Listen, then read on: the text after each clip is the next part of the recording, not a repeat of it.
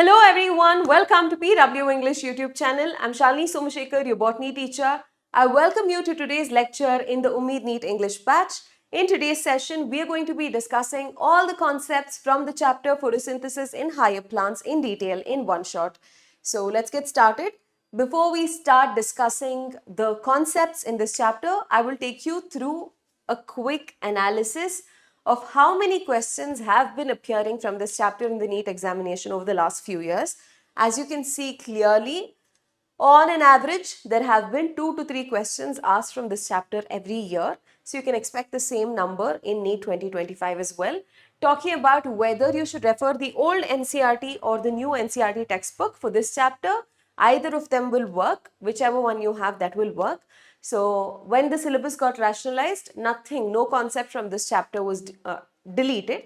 So whatever is there, whatever content is there in the old NCERT textbook, the exact same content is there in the new NCERT textbook as well.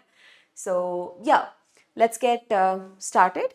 So photosynthesis is a process about which you've been learning since you were in middle school, probably 4th standard, 5th standard, even in those lower grades. You may have been introduced to this concept of how plants prepare their own food. There is a very special process that only green plants can do. They're like magical creatures. They take sunlight, they eat sunlight, and they give out oxygen. They are kind of superheroes and all of that, right? So yeah, photosynthesis as a biological process is extremely significant, because if not for photosynthesis, you and I could not have possibly evolved. You and I cannot exist, right? What are the 2 most important things that we need to survive? We need food that gives us energy, and we need oxygen to obtain energy from that food. So in the absence of food, probably for a week or 2, you may still be able to survive, but without oxygen, we can't last even a couple of minutes, right? So photosynthesis is significant because it allows all aerobic organisms to survive, because as a byproduct, it produces oxygen, and we need oxygen to survive. And also food. You may say that you can survive on chicken curry, but what does a chicken eat? That feeds on plant-based food, probably grains and other sorts of plant food, right? So directly or indirectly, every living organism depends on plants. So yeah, they are important, and it's a significant process. We're going to learn about how beautiful this process is, how it takes place, and all of that in detail in this chapter. So here is a snip of the NCERT syllabus. Some of these concepts you're learning for the first time, but some of them very briefly you may have learned in your lower grades. This is a chapter which is content heavy. Concepts are a little difficult to understand. So I request your undivided attention and focus throughout the course of this video, so that you do not miss out on any point and do not understand anything, just to make sure that you've understood all the concepts correctly. Okay, so with that, let's get started. So at the beginning of the chapter, we have to learn about a couple of experiments. Today, we know that photosynthesis requires green color pigment called chlorophyll. Today, we know that it takes place majorly in the leaves. We know that it requires water. We know that it requires carbon dioxide. We know it produces glucose. We know it releases oxygen. But back in the day, several hundreds of years ago, people were not aware of what photosynthesis was, and their research and their experiments kind of gave us this knowledge of what this whole photosynthesis process is all about. Okay, so we have to learn about some of those scientists' contributions and what their experiments were. Let's start off with this variegated leaf experiment, which you may have learnt about in your lower grades, probably in high school. Now, what is a variegated leaf? Variegated leaf is a leaf that has more than one color. Like it has green, of course, but along with green, it will have other colors as well. So such leaves are, you may have seen some types of leaves that look like this, which has colors other than green, including green. So they are called variegated leaves.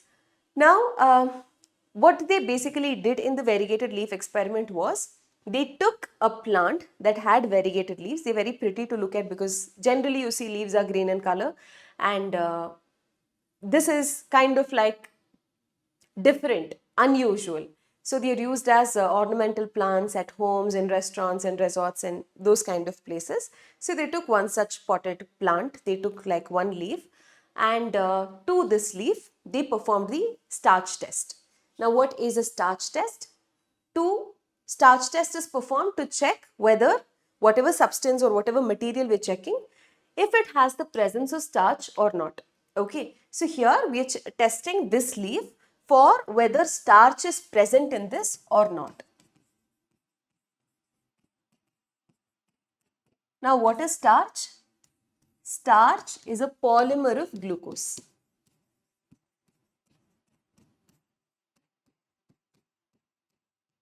Right? Many glucose units polymerizing will form starch. You've learnt about it in the chapter biomolecules. Now, if a leaf has to show the presence of starch, that means the leaf should have glucose. Only if there is glucose, glucose can join and form starch. And where does the leaf get glucose from? It makes it by photosynthesis. So if in any part of the leaf you can see, you can test and find out that starch is present there, what does that mean? It means that in that place glucose was made and that glucose polymerized to form starch. If glucose was made in that location, that means photosynthesis occurred there, right? So here in this variegated leaf, they perform the starch test. What they do in the starch test is they will add iodine solution. This iodine is somewhat golden yellow in color. Okay.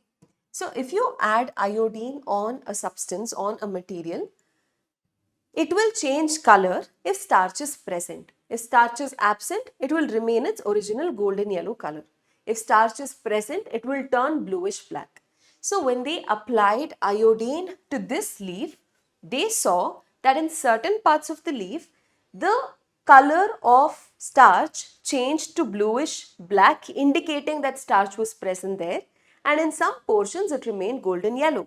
I want you to notice which position, which place in the leaf the color has changed, indicating the presence of starch. It is showing that starch is present here. It is showing starch is present here. Over here in the center, there is no starch. It is negative for starch. No starch, so the yellow color has remained as it is.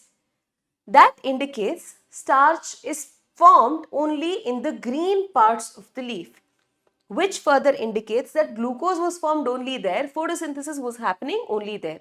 So photosynthesis process to occur, it requires green color. That is what this experiment indicates. Photosynthesis happens specifically in the green parts of the plant. It is essential. Green color is essential for photosynthesis to take place. That is what we get to know from this experiment. Now let's talk about another experiment called Moll's half-leaf experiment. So what they basically did here was, they take a potted plant, they take one of the leaves in the potted plant and they insert half of a leaf inside the bottle and leave the other half outside the bottle. This bottle will have a cork that has a slit for the leaf to be inserted inside. Okay. So you have half of a leaf inside and half leaf outside. Within this beaker or within this bottle which they are using, they would have placed potassium hydroxide. What does this potassium hydroxide do? If at all any carbon dioxide is present inside that bottle, it will absorb all of that carbon dioxide. This potassium hydroxide will make sure that within the bottle there is no carbon dioxide. And this cork that is covered here will make sure that not many carbon dioxide molecules can enter inside. It will just have a small thin slit which can help insert a portion of the leaf inside. Okay, that's why it's called the half leaf experiment. Half of the leaf is inside the bottle or the beaker and the other half is remaining outside. Okay, so the cork that is used to cover will have a slit. You call that the split cork. Okay, so after a couple of minutes or hours of leaving this plant in the sunlight, again you take this leaf and test it for the presence of starch. Again, how are you going to test it? We are using the same solution of iodine. When you add the iodine solution, you will notice that only the part that was exposed will show positive test for starch. It would have turned bluish black. The part that was inside the bottle will show negative result, which means it will not change color. The iodine will not change color, which indicates that there is no starch here. Why is there no starch here? Because there was no glucose. Why is there no glucose? Because photosynthesis did not occur. Why didn't photosynthesis occur? What was the difference here and here? The only thing is both of them are receiving sunlight. What does this have that this doesn't have? Over here carbon dioxide is available. Inside carbon dioxide is not available. This indicates that carbon dioxide is essential for photosynthesis to take place. That is about Moll's half-leaf experiment. Next, let's talk about Joseph Priestley's bell jar experiment. This is not half-leaf experiment. This is the bell jar experiment. Let's change that. All right.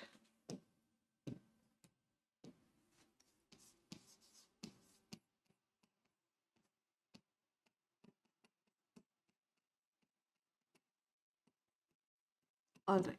So Joseph Priestley was a scientist who performed experiments using plants and animals. Okay. So this Joseph Priestley performed his experiments using a bell jar.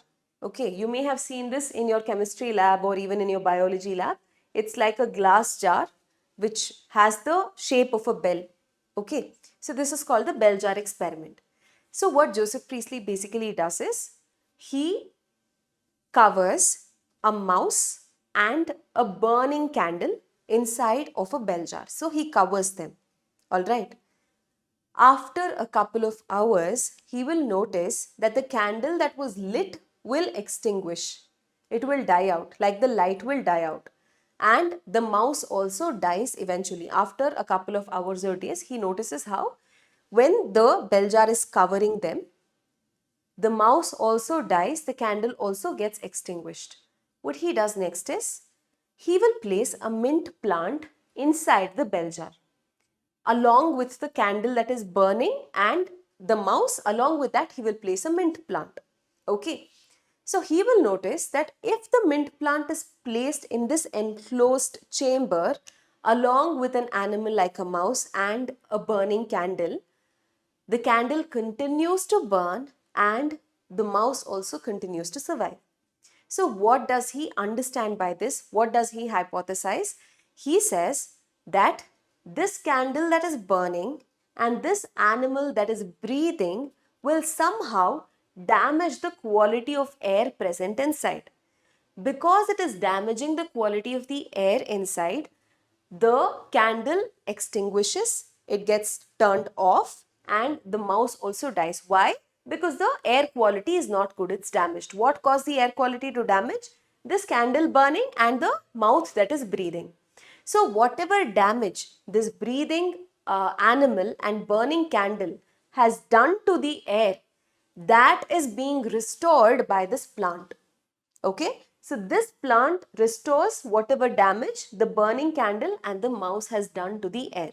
And because of that, this candle continues to burn and the mouse also survives. Okay, at that point when he performed this experiment, he did not know what oxygen was, but eventually a little later, he even discovers oxygen. Okay, so Joseph Priestley performed a series of experiments and he revealed the role of air. See, that's why we are saying air here. Initially, we are not talking about oxygen. He didn't know initially that it was oxygen, and that's why we are saying air. So he said the essential role of air in the growth of green plants. A candle burning in a bell jar gets extinguished very soon. A mouse also suffocates in that space which is closed.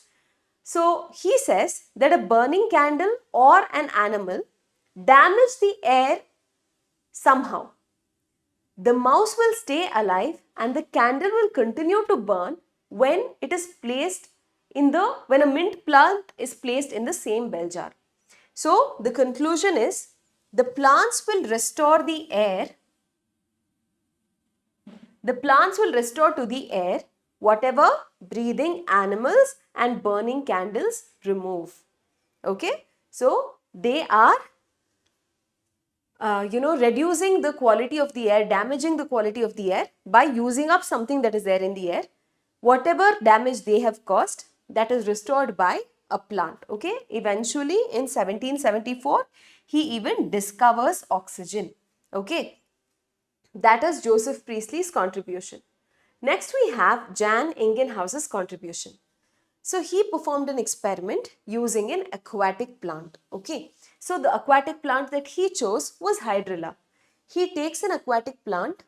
Aquatic plant, I'm sure you know, they are plants that grow in water. So he takes the aquatic plant Hydrilla. He places them in a beaker containing water. He takes like this flask and he turns it upside down and covers the aquatic plant, places a test tube over it and keeps this whole setup in the sunlight. Okay. Now, when you keep it in the sunlight, he will notice that oxygen got accumulated on top. But whenever the same setup was kept in darkness, he did not see the formation of oxygen bubbles.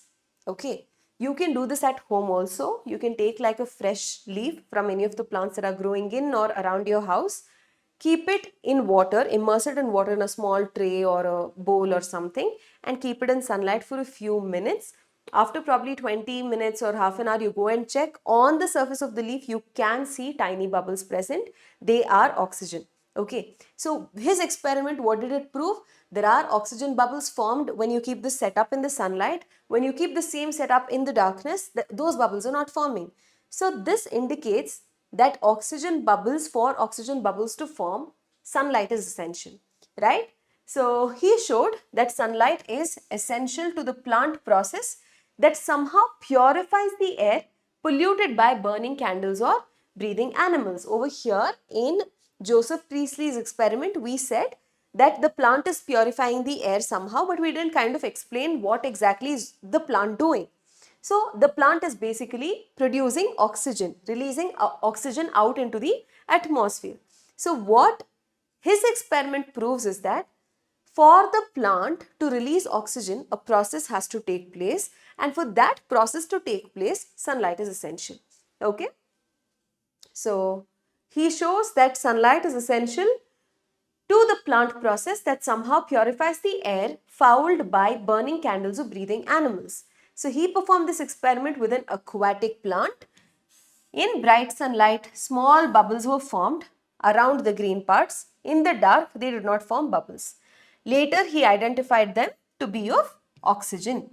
Okay, hence he showed that it is only the green part of these plants that can release oxygen, and that also requires sunlight. Okay, now let's talk about the next experiment, Julius von Sachs experiment.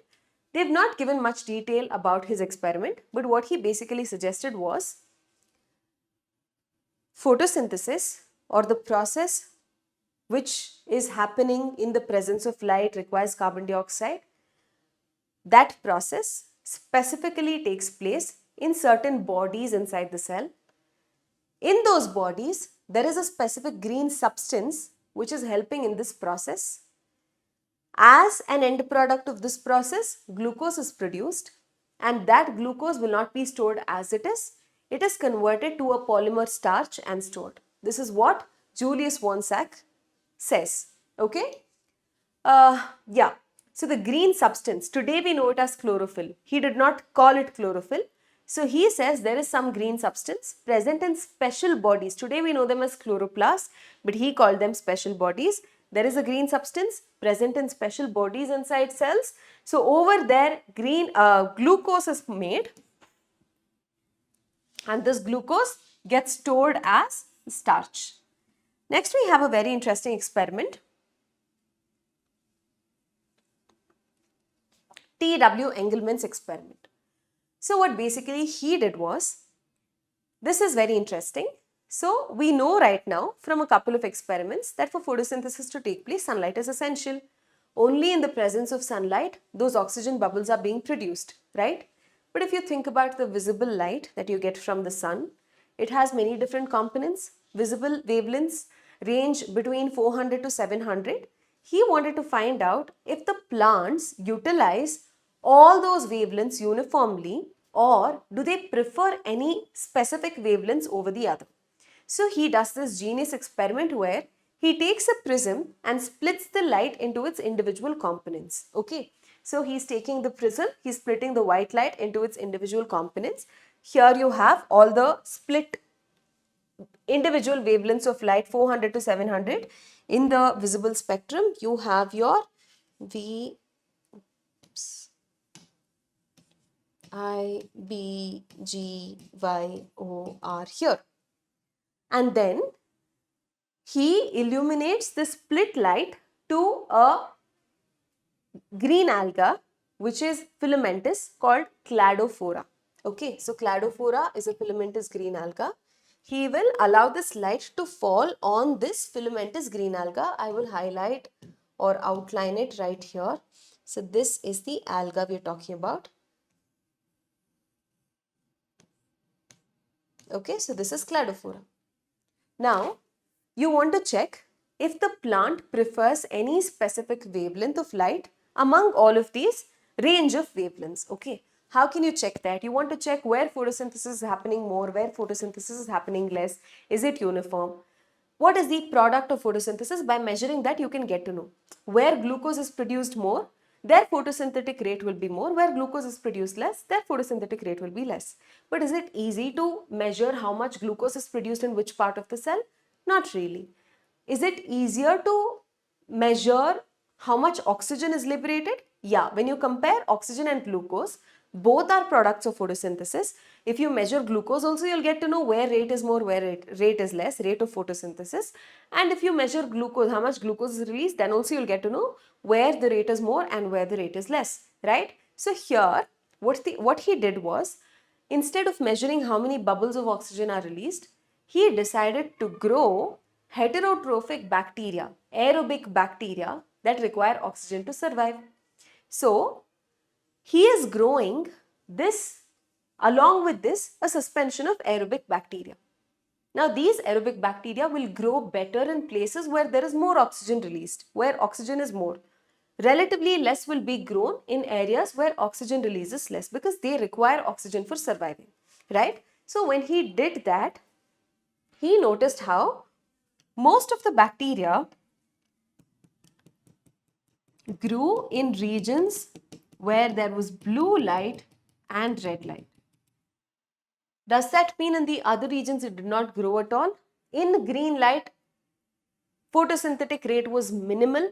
So over there you found barely any aerobic bacteria growing, but otherwise maximum was found in blue and red regions. Some amount may be found in yellow, orange and other regions as well, but green was minimal. Okay, so he showed us how though plants require light, uniformly in all wavelengths of light, photosynthetic rate will not be equal. They take place, it takes place better in certain wavelengths than in the others. Okay, so he used a prism and split light into its spectral components. He illuminated a green alga which is called cladophora, which was placed in a suspension containing aerobic bacteria, and he detected wherever oxygen was being produced, because wherever more oxygen was produced, there these bacteria would grow more. And these bacteria accumulated mainly in the regions of blue and red regions. Okay, now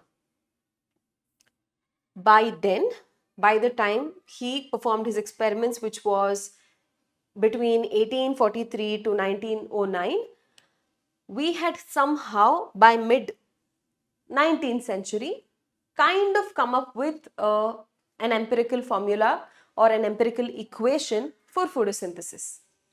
So now we know carbon dioxide is essential, water is essential, sunlight is essential, special green substance, chlorophyll is essential. These are the things that are required for photosynthesis. And as a product, we are going to obtain glucose and oxygen. We know that. Julius van Niel said that glucose is produced, it's stored as starch. So we know about it. Oxygen evolution happened. That also we get to know from experiments like the bell jar experiment and the Jan Ingenhouse's experiment. So we know from it. Okay. So carbon dioxide, this is not balanced, so don't worry about that now. Carbon dioxide along with water in the presence of sunlight and a pigment called chlorophyll will produce carbohydrates and also release oxygen. Now, when we talk about photosynthesis, we always say that carbon dioxide is taken up by plants and they release oxygen, right?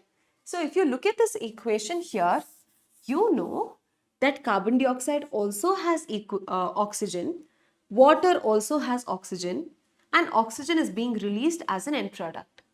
Is the oxygen that is being released as an end product coming from water, the oxygen in water, or is it coming from the oxygen in carbon dioxide? We think that the oxygen that plants release comes from carbon dioxide. It takes in carbon dioxide, gives out oxygen. But actually, you'll be surprised to know that the oxygen plants release is not coming from carbon dioxide. It's in fact the oxygen present in the water molecule that will get released. Okay, so water in this process, in this whole photosynthetic process, water will get oxidized to oxygen while carbon dioxide will get reduced to form glucose. How do we know that oxygen that is being released is coming from water and not from carbon dioxide? We have this Cornelius van Niel's experiment and observation. He was basically studying photosynthetic organisms. Okay. So today in this chapter, we're going to learn about how photosynthesis occurs in higher plants like angiosperms. But he was also studying about how photosynthesis happens in relatively more primitive organisms like bacteria. You know about cyanobacteria. We've discussed about it in the chapter biological classification. So cyanobacteria is a photosynthetic bacteria. Cyanobacteria also performs photosynthesis very similar to how our higher plants perform. Okay, even over there, oxygen is released as a byproduct. Wherever in the process of photosynthesis, oxygen gets released as a byproduct, we call it oxygenic photosynthesis. While Cornelius was studying photosynthesis in another group of bacteria, some other groups of bacteria called green sulfur bacteria and purple sulfur bacteria, he noticed how some of these bacteria did not release oxygen while performing photosynthesis. Such bacterial photosynthesis where oxygen is not released is called anoxygenic photosynthesis. If they do not release oxygen, then you call it anoxygenic photosynthesis.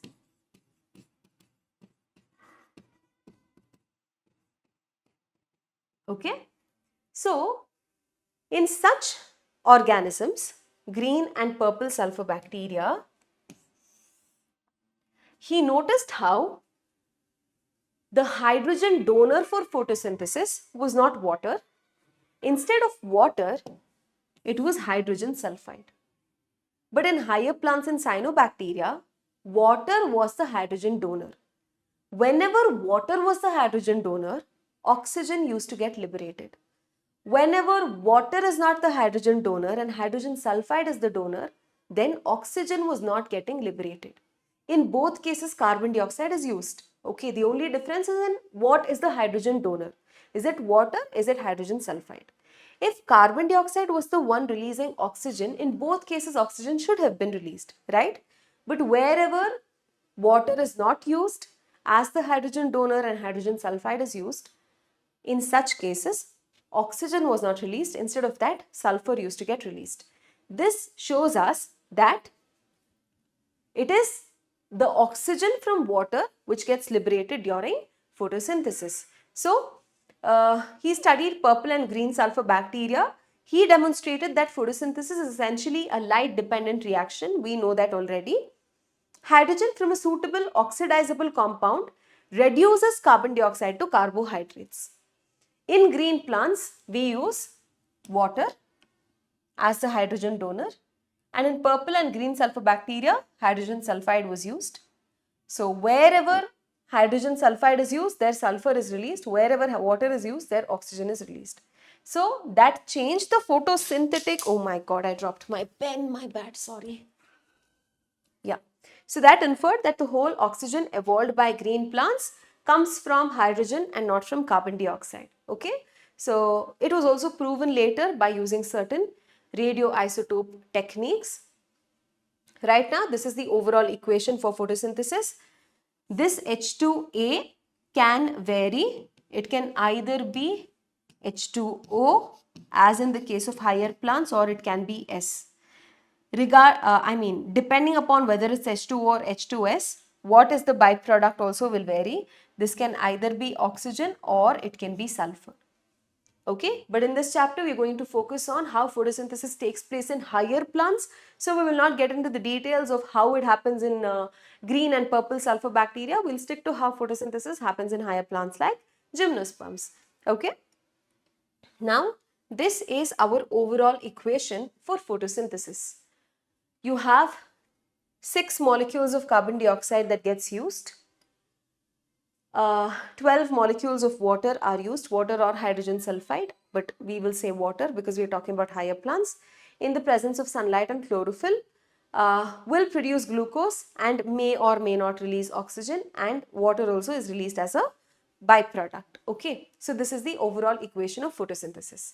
Now let's talk about the pigments involved in photosynthesis. Of course, every one of us know by now that chlorophyll is an important requirement for photosynthesis to take place. Wherever green color was not there, iodine, when we added iodine, it showed a negative result for starch test, right? So which indicated that for photosynthesis to take place, green color or chlorophyll is absolutely essential. Now, is chlorophyll the only pigment that is present in leaves? Is that the only pigment that is required for photosynthesis? This is something that we have to ponder upon. If you have looked at leaves of certain species of plants, it changes color during some seasons. Like what appeared entirely green may during some seasons like spring turn yellow or rust orange or bright orange or brownish in color. So does that mean the leaves have pigments other than green color, other than chlorophyll? You know, if something is appearing green in color, or any color for that matter, red or green or yellow or whatever, the reason it's appearing a particular color is because of the pigments that are present in it. Chlorophyll is one such pigment which reflects green color, so it appears green color to our eyes. Okay, every pigment has its own wavelength of light that it prefers, so it absorbs that light. Whichever it does not absorb, it will reflect back, and that will appear to our eyes. In the leaves of plants, you will have pigments other than chlorophyll also, which will impart other colors like yellow, orange, rust orange, and all of that. Okay, why are we still seeing only green color? If you look at the relative abundance of those pigments and chlorophyll, chlorophyll is more abundant than them. So at times you can see only green color. It's masking the effect of the other pigments. During some seasons, in certain plants which shed their leaves after changing color, you can see that during those seasons, chlorophyll pigment will get broken down. When chlorophyll gets broken down, you no longer see green color. At that time, other colors will start appearing. That doesn't mean those pigments formed at that time. They were always there. But because of the relative abundance of chlorophyll, the colors of those pigments were not visible to us. Now that the chlorophyll is gone, you can see it in, it will be visible to your eyes. Okay. So how does one find out which are the pigments that are present in a leaf? A very simple technique called paper chromatography can be performed. So what we do here is, you take a leaf, any leaf, palak or any leaf, grind it using acetone or petroleum ether or some organic solvent. You grind it, filter it, you will get this extract from the leaf. You get papers called Whatman paper or chromatographic sheet. You will take that sheet, take a thin capillary tube, take out some of this extract and blot it over here at one end of the chromatography paper. It can either be cut like this, or sometimes they cut it like this. They make a triangle at the bottom, and then you immerse the sheet in an organic solvent similar to what we used to grind it. Okay. Now, when you immerse it, you don't have to completely immerse it in the organic solvent like petroleum ether or acetone or some alcohol in which the pigments can dissolve. Remember, the reason why we are not using water here is because the pigments that are present in the leaf are not water soluble. They cannot dissolve in water. If you've noticed, if you mix leaf with water, if you grind it with water, it will not give out color. If you grind a carrot with water, it will not give out color. However, there are some pigments like the pigments that you see in beetroot. Beetroot, you touch it with your wet hands, your hands will turn pink in color. Squish a pomegranate seed in between your fingers will turn pink in color. Or blueberries or raspberries, all of them will give out color. They are soluble in water. But the pigments involved in photosynthesis that we're talking about right now, they are not water soluble. They are present in the membranes of the chloroplast. They are lipid soluble. So that is why we need certain organic solvents. All right. So the pigments that we spoke about in these blueberries and pomegranates and beetroots, they are soluble in water. They are not present in the membranes of the chloroplast. They are located inside the vacuole. They are dissolved in water and they are basically present in the sap inside the vacuole. That's why they give out color when it dissolves in water. But these guys don't. I mean, these pigments don't. So that's why we have to use an organic solvent. You grind it so that the pigments will get dissolved in that.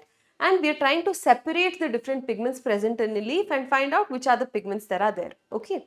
So you fill a little bit at the bottom, just the bottom of the beaker, you fill it with that organic solvent and dip and keep this chromatography paper just so that the tip of it touches the water, not water again, the organic solvent.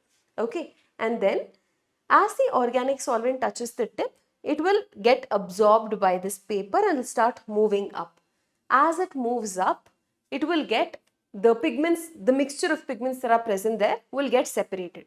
Okay, so after this experiment, towards the end, you can see how different pigments are separated. So there are 4 major types of pigments that you can find in a leaf. Sometimes it appears as peaks, sometimes you get bands. Doesn't matter. We don't have to know about how the separation happens, what is the principle and all of that. Just know if you perform this paper chromatography experiment or technique, you can find out what are the different pigments that are present in a leaf. So obviously chlorophyll A has to be present. Along with chlorophyll A, you have chlorophyll B also. If you remember, when we studied the different groups of algae in plant kingdom, I mentioned how in red algae, green algae, brown algae, in all of them chlorophyll A is a constant. Along with chlorophyll A, chlorophyll B was present in green algae. Along with chlorophyll A, chlorophyll C was present in brown algae. It also had fucoxanthin. And then along with chlorophyll A, chlorophyll D was present in red algae and it also had phycoerythrin as another pigment.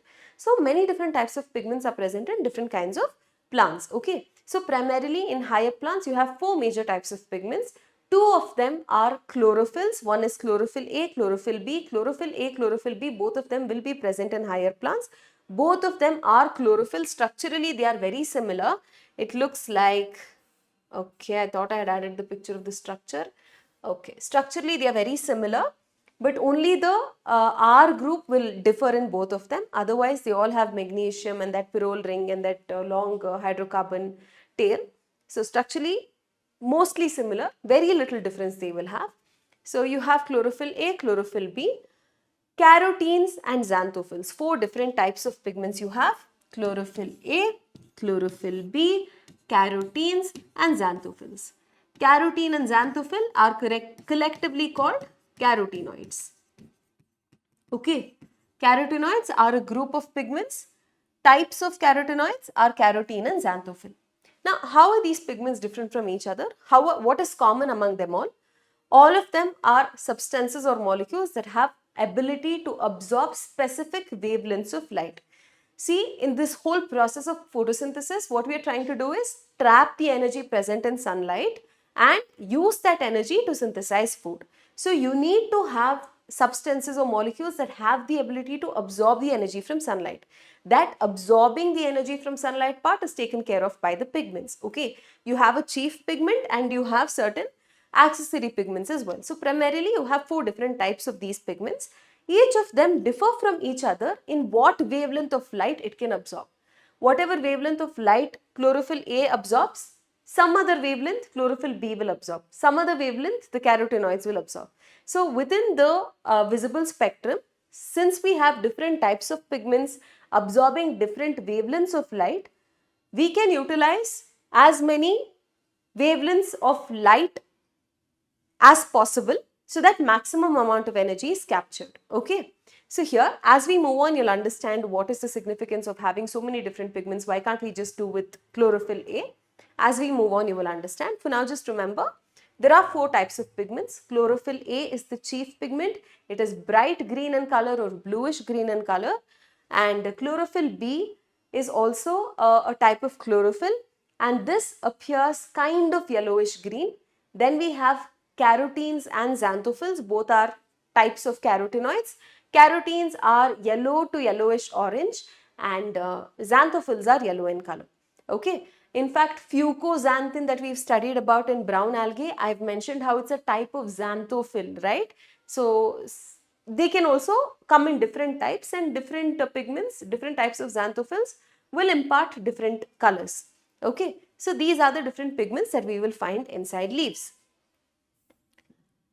Now we have to learn about something called absorption spectrum. I told you how different different pigments prefer different wavelengths of light. A pigment will not be able to absorb all wavelengths of visible spectrum uniformly. They will have certain preferences. Why is chlorophyll imparting green color? Why is it green in color? Because it cannot absorb green. It absorbs other wavelengths of light and reflects green. Whichever color it cannot absorb and it will reflect, that is what will be visible to us. Okay. So chlorophyll has its preference. It can absorb red and blue really well, but it cannot absorb green wavelength very well. That is what it will reflect. So it will appear green in color to us. Why I am saying this is because every pigment has its own range of wavelengths that it prefers to absorb. There will be specific wavelengths where absorption will be maximum. This differs from one pigment to another. Okay. So similar to how green pigment chlorophyll absorbs mostly from the red and blue wavelengths, other pigments will have its own preference where it will absorb from different wavelengths within the visible spectrum. Okay, so here in this absorption spectrum, basically it is a graph where we are plotting how much absorption is happening at different wavelengths. Okay, we are doing it one pigment at a time. So after you perform this paper chromatography, you will be able to isolate different pigments. Okay, so you can isolate just chlorophyll A, just chlorophyll B, carotenes only, xanthophyll only. You will be able to isolate individual pigments. What we will do is, there is an instrument called the spectrophotometer. It looks like this. So this spectrophotometer, within the spectrophotometer, there is provision to illuminate the pigment with specific wavelengths of light. So right now, inside a small test tube like thing which we call a cuvette, I will add just chlorophyll A, isolated just chlorophyll A. I will place it inside and I will cover this. And here I can set it to 400 nanometer. So when 400 nanometer, just 400 nanometer wavelength of light will be incident on chlorophyll A molecules. Some amount of it will be absorbed, some amount of it will be emitted. Okay, so within this instrument, you will have a slit. By changing settings here, you can change which wavelength of light will be incident on the cuvette. Okay, so right now I say 400 nanometer. So this slit will come down here. So monochromatic light, only 400 nanometer wavelength will be incident on the sample. Some amount of it will be absorbed, some amount will be emitted. Depending upon how much was incident, how much is emitted, this instrument will calculate and give us the value of how much was absorbed, how much did it take up. It can calculate that. It knows how much was incident, it knows how much is coming out, it will calculate how much was absorbed.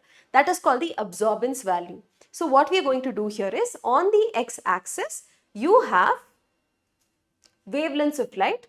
On the y-axis, we have the absorbance value. So if you consider chlorophyll A right now, which I will highlight right here, this is chlorophyll A. Wait, let me use a different green. Okay. So this is chlorophyll A. Okay. At 400 nanometer, how much did it absorb? At 450 nanometer, how much did it absorb? At 500, how much did it absorb? At 650, how much did it absorb? You're going to plot it on the graph and what you get as a result, that graph, that curve that you get is called that pigment's absorption spectrum. I already mentioned how different pigments absorb different wavelengths of light. So each pigment will have its own absorption spectrum. Over here in this graph, you can see the curve for absorption spectra of three different pigments. You have chlorophyll A here, and then over here you have chlorophyll B, which is yellowish green, right? And then you have carotenoids combined, they have given over here. Okay, so this is the absorption spectrum for different pigments. Now let's talk about the action spectrum. So the action spectrum is also a similar graph where on the x-axis you have different wavelengths of light, but the action spectrum is not specific to each pigment. You're not isolating pigment, checking for absorbance or anything. You are looking at what is the rate of photosynthesis at different wavelengths. If you are illuminating a plant, like a plant, not a pigment, unlike how it happened in the absorption spectrum, here you're taking the plant and illuminating it with just 400 nanometer wavelength of light. Then you check for the rate of photosynthesis. Now, how do we check for the rate of photosynthesis? By checking how many molecules of oxygen has evolved, right? Have evolved. So, you do that for every wavelength of light. We are measuring the rate of photosynthesis by measuring how much oxygen has been released. So at 400 nanometer, this is the amount of oxygen that has been released. At 500, it's this much. At 450 is this much. And then you do it and you plot a graph. What you get is called the action spectrum. Remember, absorption spectrum is specific for each pigment. Action spectrum is for that particular plant. You're not isolating any pigment or anything. In absorption spectrum, we are checking, we have on the y-axis absorbance value for each pigment, and then in action spectrum, we are measuring how much oxygen evolution is happening. So basically, we are indirectly measuring the rate of photosynthesis, right? So, if you think about the Engelmann's experiment that we initially spoke about, you know, he also did something very similar, and he tried to find out which wavelength of light most photosynthesis takes place. So he also discovered how in the red and blue regions is where maximum photosynthesis happens, and that's where oxygen evolution is highest. We get something very similar over here as well. So you can see how there is a peak in the blue region and there is a peak in the red region. In fact, you can say that Engelmann developed the first action spectrum.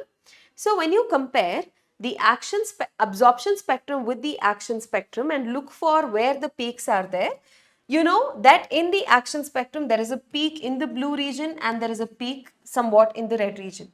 Look at where the peaks are for all of these pigments. If you look at chlorophyll A has two peaks, one around the blue region, one somewhere around the red region. If you look at chlorophyll B, it has a peak here and somewhere in the yellow region.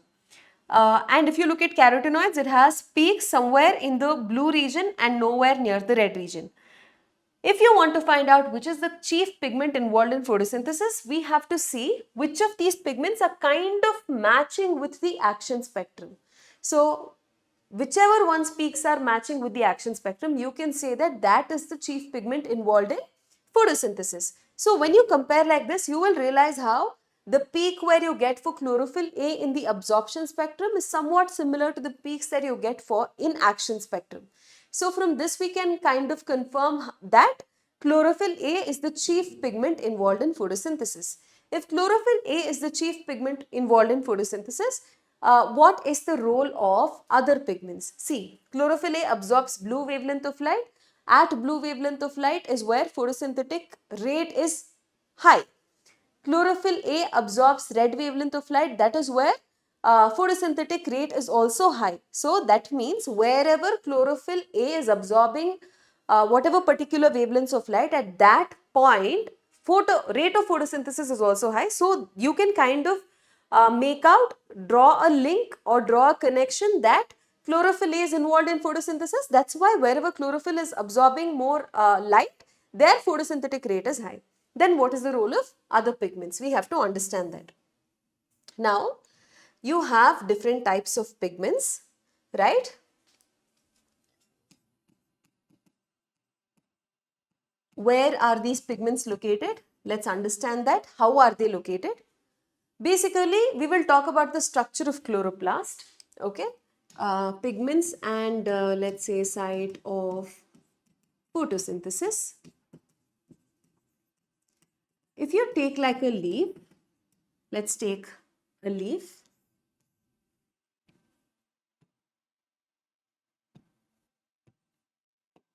Okay, and you take a small section of the leaf, vertical section, and look at it under the microscope.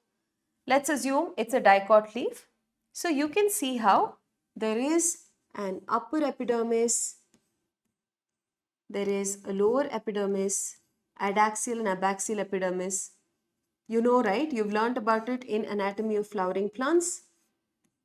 Right, these are the epidermal cells. In the epidermal cells, except for guard cells, there are no chloroplasts. Otherwise, in the center, wherever veins are there, vascular bundles will be there. Over here, you can see differentiation of mesophyll. You will have rod-shaped, parallelly arranged palisade parenchyma with a lot of chloroplasts.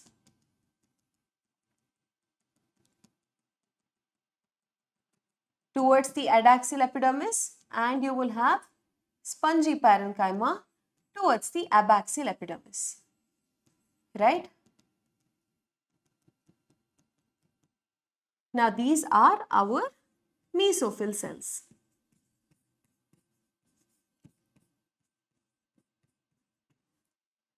Now let's focus on one mesophyll cell, just one of these cells.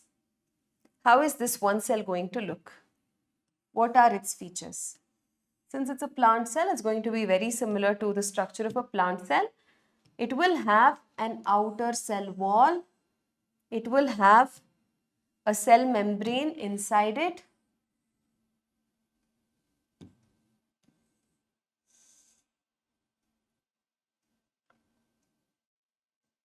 Okay, and inside you will have a large central vacuole and all of that. But right now we are focusing on chloroplast. We're focusing on photosynthesis, so let's talk about the chloroplast. So chloroplast will be present inside. If you take a look at the structure of chloroplast, you know that a chloroplast is bound by two membranes. If you take a section, you have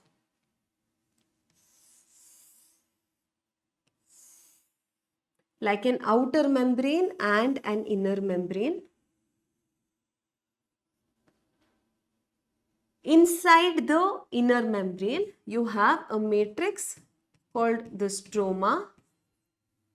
Within the matrix, you can find thylakoids arranged one on top of another. We've learnt about the structure of this in Cell the Unit of Life. I hope you've gone through that lecture. I'm only marking those regions which are important and relevant right now, right? So each of these is called a thylakoid. The whole stack, this entire stack is called granum, or in plural it's grana. Interconnecting two grana, you have membranous structures called stroma lamellae. Okay. Now let's focus on just one thylakoid. The thylakoid is a membranous structure. The space inside the thylakoid is called the lumen. I want you to remember how on one side of this membrane there is lumen, on its outside there is stroma. Think of this like a small pouch, similar to how do I show it? I have nothing to show right now. Think of it like a small purse where there is space inside. The membrane is the wall of the purse, so there's space inside. On one side of this membrane there is the lumen or the space, on the other side there is stroma because it's located in the stroma. Inside that there is the lumen, outside that there is the stroma. Now if you take a look at the membrane of the thylakoid, it is very similar in structure to the plasma membrane. You know, the plasma membrane has a phospholipid bilayer. In between the phospholipid bilayer, you find certain proteins present. Some proteins are integral, some of them are peripheral, right? Similar to how you find proteins in yeah, proteins in the plasma membrane. Over here in the chloroplast membrane, in the thylakoid membrane, you can find pigments being present. Within this, pigments will be present. A lot of pigments are present here. Hundreds of pigments will be present. Hundreds of pigments will be present. Along with that, certain proteins will be present. Some enzymes will be present. And you will have certain electron carriers as well. All the pigments that we spoke about up until this point, like the chlorophyll A, chlorophyll B, carotenoids, all of that will be present not singly somewhere floating in the chloroplast. They are all present in the form of complexes, hundreds of them together bound to certain proteins. They will be present within the thylakoid membranes. So this complex of pigments, proteins, electron carriers located within the membrane of thylakoid, this is called photosystem. In one photosystem, you will have chlorophyll A present at the center. So it is called the reaction center.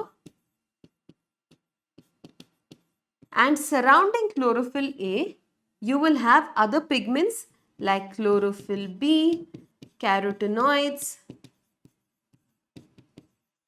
etc. So these other pigments that are present surrounding the reaction center chlorophyll are called antenna molecules, antenna pigments, or accessory pigments, or light harvesting complex or light harvesting system, those. So you have pigments. Pigments, you have two types. Chlorophyll A chief pigment is called the reaction center. Every photosystem will have a chlorophyll A. Along with chlorophyll A at the center, surrounding chlorophyll A, you will have other pigments as well, such as chlorophyll B and carotenoids.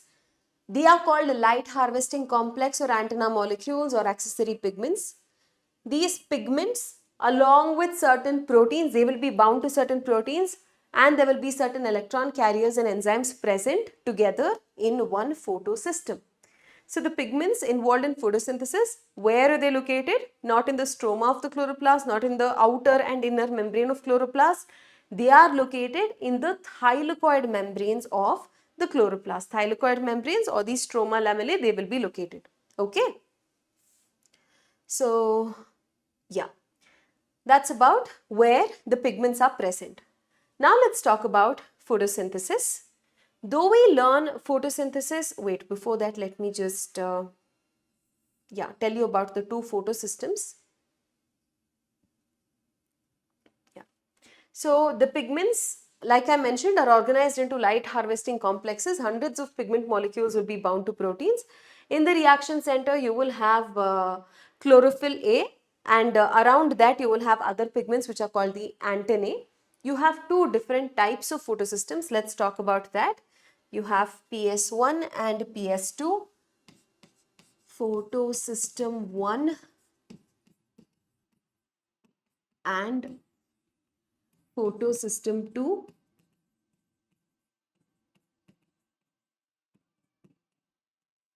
Okay. Why is this called photosystem 1? This was first discovered. This is called photosystem 2 because this was later discovered.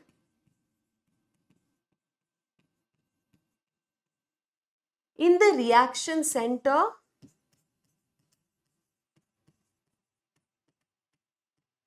over here, you will have chlorophyll A that has an absorption maxima 680 nanometers.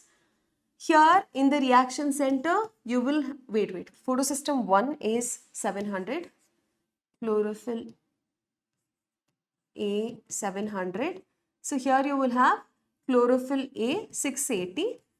Both of them are chlorophyll A. Reaction center, you will always have chlorophyll A. But what is the maximum wavelength of light that it will absorb? That will be different. Absorption maxima will be different.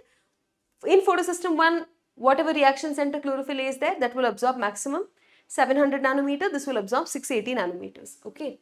And then their locations. Photosystem 1 is present in grana as well as stroma lamellae. Okay, for example, let me draw it here and show it to you. Photosystem 1, I'll use cyan color, is present in the membrane of the thylakoids as well as in the stroma lamellae. Okay, this is PS1. It's present in both places. This is PS1. Whereas PS2, which I will represent in pink color, PS2 is present only in the grana lamellae. It's not found in the stroma lamellae. PS1 is found only here. Okay, so the next difference is grana plus stroma lamellae, PS1. PS2 is found in grana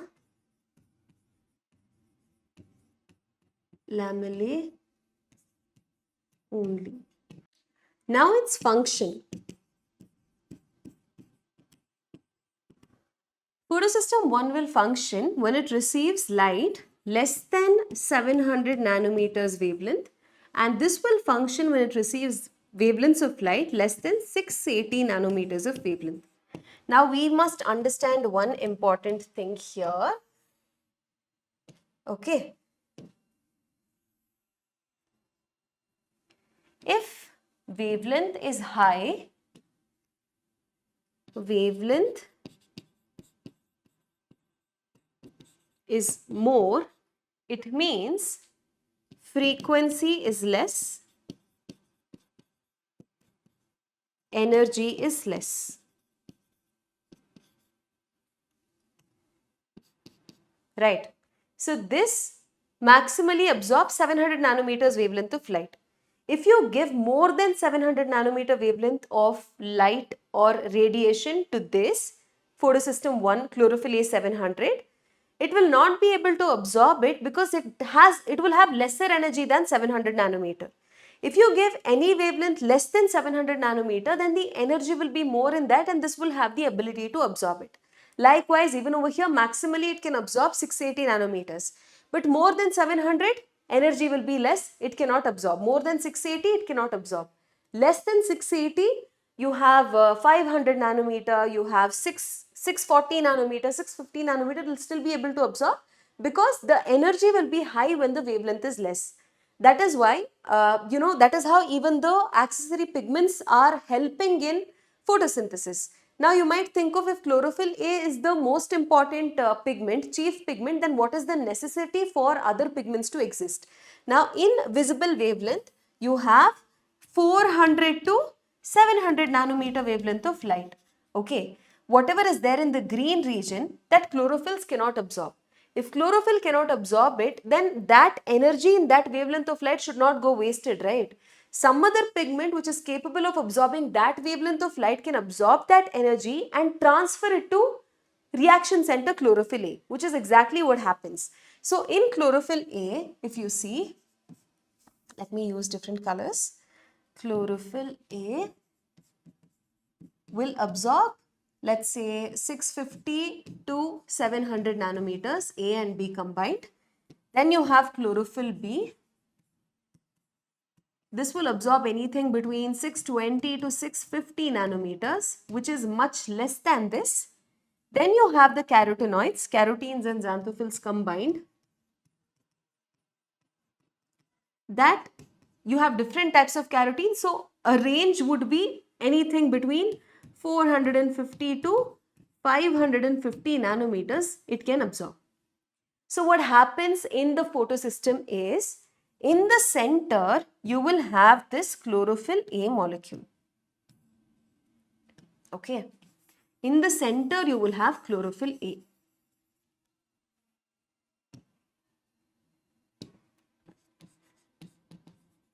Surrounding this, you will have chlorophyll B,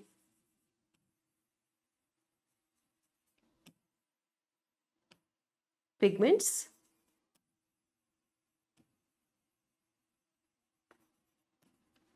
this is chlorophyll B, and surrounding that you will have different carotenoid pigments. So carotenoids can absorb lower wavelength of light. Lower wavelength of light. It will have more energy, right? This absorbs the lowest wavelength of light.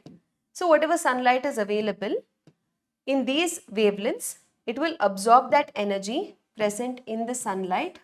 It will absorb it. It will pass it on to chlorophyll A. Is the reverse possible? It's not possible because this can absorb 620 to 650. 620 to 650 to carotenoid is not possible because this has less energy than this. It can be transferred. Energy that is absorbed from the sunlight can only be transferred from high energy to low energy. Since this absorbs 450 to 550 nanometer, this energy that it has trapped from the sun can be passed on to this, and from this it can be passed on to this. So though chlorophyll A may not be able to absorb all wavelengths of light uniformly because of the presence of accessory pigments around it, it will be able to at least trap the energy in with the help of other pigments and transfer it to reaction center chlorophyll A, so that photosynthetic efficiency increases. Okay, so photosystem is not just pigments. Along with that, of course, there will be certain proteins bound, certain electron carriers and enzymes and all of that present. So this is how a photosystem works. Because of the presence of these accessory pigments, maximum energy from the sunlight can be trapped by the plant. Okay, in addition to helping in getting more energy and harvesting more energy from the sun, if chlorophyll A receives too intense light, it can get damaged. If chlorophyll A itself gets damaged, photosynthesis cannot take place. Okay, so by absorbing all of the excess energy from the sun, it will protect these accessory pigments. These accessory pigments that you have around chlorophyll, they even protect chlorophyll A from photooxidation. Oxidation happening because of excessive intensity of light. Okay, so this will even protect the chlorophyll A reaction center. Now, let's understand an overview. I'll give you an overview of photosynthesis and then we'll discuss about it in detail. Okay? We know that this is the overall equation of photosynthesis. It requires carbon dioxide, water. In case of higher plants, of course, water is required in the presence of sunlight and chlorophyll. And as products, we get glucose and oxygen produced, right? This is something that we know. Though we are familiar with photosynthesis equation as a single equation, the actual process of photosynthesis is not as simple as just one step reaction. Photosynthesis happens in two distinct phases. Okay, so there are two phases or stages in which photosynthesis takes place. The first phase is called the light reaction or the light dependent reaction or the photochemical phase.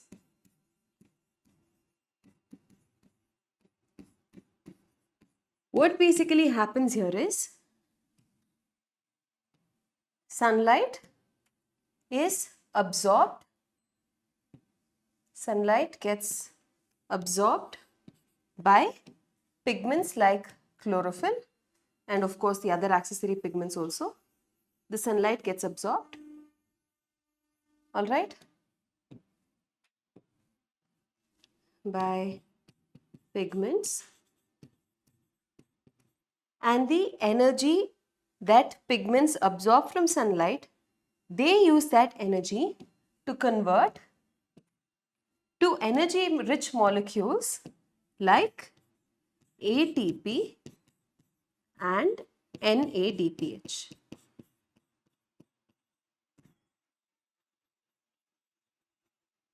Remember, photosynthesis is an anabolic process, right? It is anabolic, which means smaller molecules are coming together to form something bigger. So you have 6 small molecules of carbon dioxide. They are coming together to form a molecule that has 6 carbons, right? Whenever in nature or in our cells, in living organisms, something has to get built up from smaller things combining to form something larger, energy is required.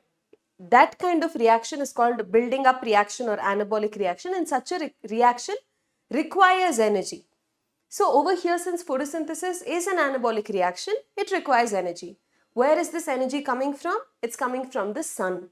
Photon itself means sunlight, right? So from the sunlight we derive energy, we utilize energy. Plants trap that energy and convert that energy into chemical energy called glucose. So in the presence of sunlight, glucose is getting synthesized. Because of the photons, glucose is getting synthesized. That's why we call it photosynthesis, right?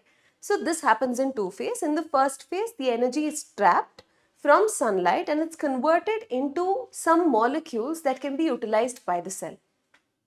Alright, so the first phase is more like a preparatory phase. We trap the energy in the sun and convert it into molecules like ATP and NADPH. What is ATP now? ATP is adenosine triphosphate. Adenosine triphosphate. It will have 3 phosphates. This bond here and this bond are somewhat high energy bonds. When glucose has to be synthesized, energy is required, right? So this ATP breaks into ADP, 2 phosphates, and an inorganic phosphate gets released. This breaking down releases energy. So when glucose is being synthesized, this thing will break down, releasing energy. Glucose will utilize, carbon dioxide will utilize that energy to synthesize glucose. Okay, we'll learn about how exactly glucose gets synthesized later. For now, just understand, in the light reaction, glucose is not getting synthesized. In the light reaction, we have water will get utilized, sunlight will be trapped by chlorophyll, and oxygen is released. All of these things happen in the light reaction. Okay, so light reaction obviously means light is involved, it is dependent on light. The energy from the sunlight is captured by the pigments. They make use of this energy and synthesize high energy molecules like ATP and NADPH. This is later required during the second phase, which we call the dark reaction. Okay, so the first phase is light reaction and the second phase is called the dark reaction or light independent reaction,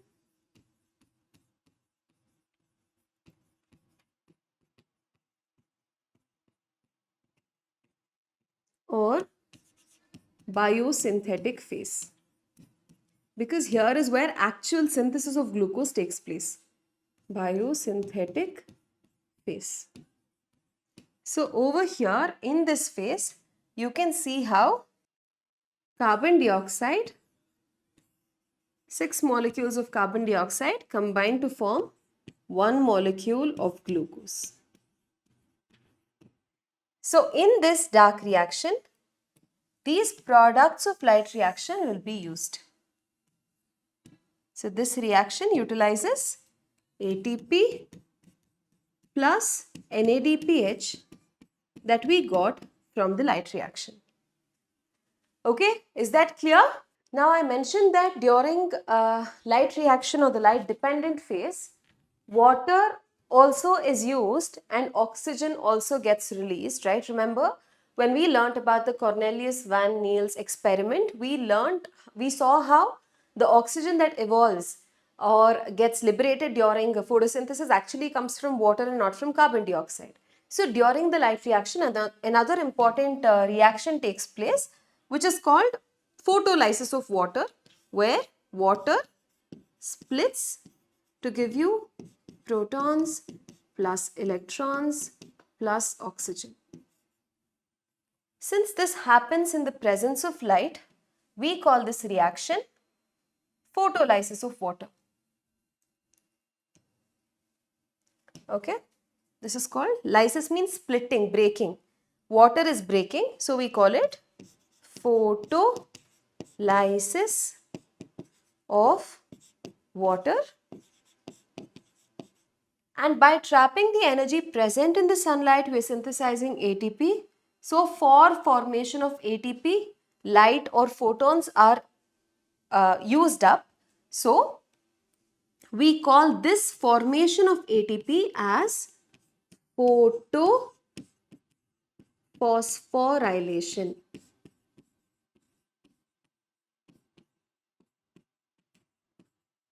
Phosphorylation basically refers to the formation of ATP by addition of a phosphate group.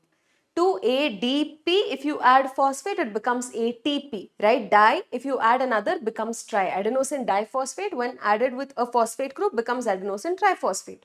Now, ATP can be synthesized in cells by many different types of mechanisms. This is one way by which ATP gets synthesized during photosynthesis, during the light reaction. By making use of the energy in the sunlight, by trapping the energy present in the sunlight, we are synthesizing ATP. ATP synthesis is phosphorylation. Because it's happening by utilizing energy from photons, we call it photophosphorylation. Photophosphorylation is how ATP gets synthesized during photosynthesis, in the process of photosynthetic light reaction. There are other types called substrate level phosphorylation and oxidative phosphorylation. More about how ATP gets synthesized by those mechanisms we learn in the next chapter. Okay. For now, I will summarize everything that I've said so far. Photosynthesis is an anabolic process. It requires energy. It consumes energy because we are synthesizing something big by making use of something small. Smaller molecules are coming together to synthesize something bigger. And this happens in two phases. First, you have the light reaction or the light dependent reaction or the photochemical phase, during which energy from the sun is trapped by the pigment molecules.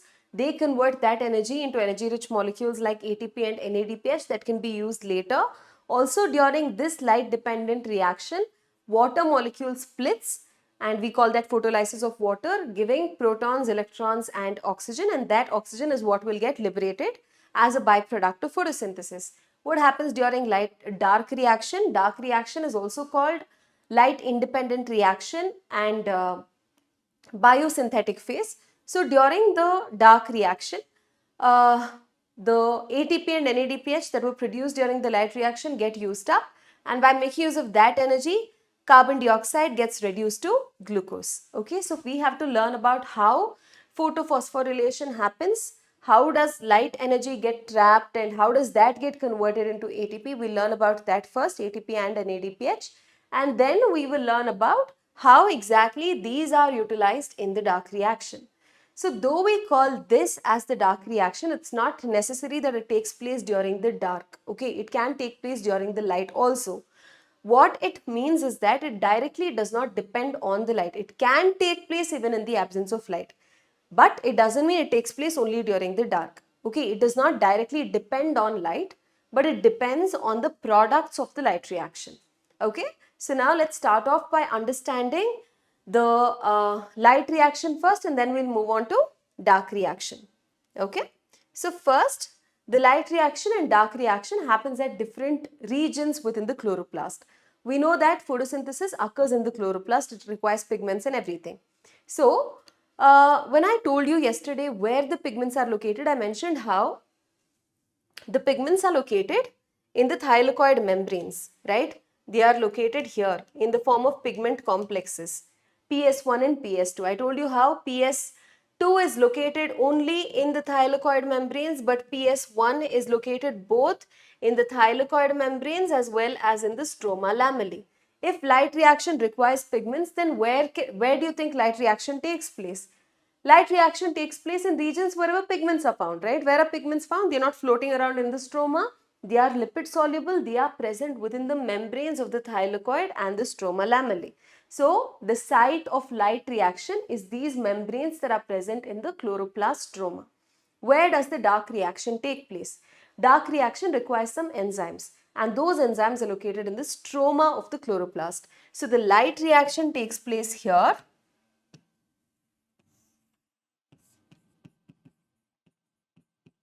And the dark reaction takes place in the stroma.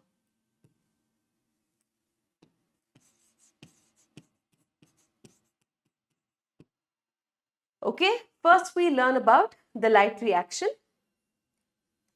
I told you during light reaction, photophosphorylation will happen. Energy from the sun is utilized to synthesize ATP, that is why we call it photophosphorylation. Now this photophosphorylation can happen in two ways. The first is called non-cyclic photophosphorylation, the second is called cyclic photophosphorylation. Non-cyclic photophosphorylation occurs in the thylakoid membranes. What you're looking at here is just one thylakoid. So, these thylakoids stack to form grana, right? Within the grana lamellae only, non-cyclic photophosphorylation can take place. The reason is, for non-cyclic photophosphorylation to take place, you need both PS2 and PS1.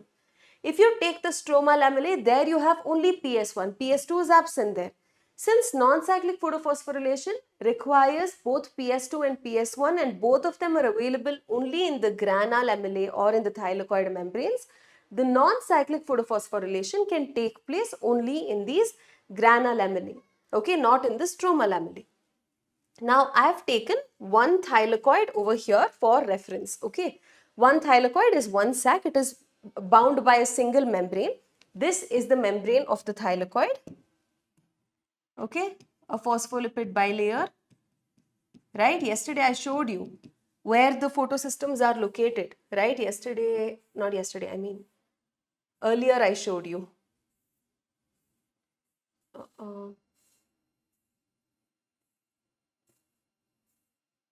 Yeah, so here I showed you how within the membrane you have photosystems present. This is exactly what I'm telling you right now. I've taken just one thylakoid. That thylakoid has its membrane, and within the membrane these photosystems are located. Okay, so here you can see there is PS2 and there is PS1.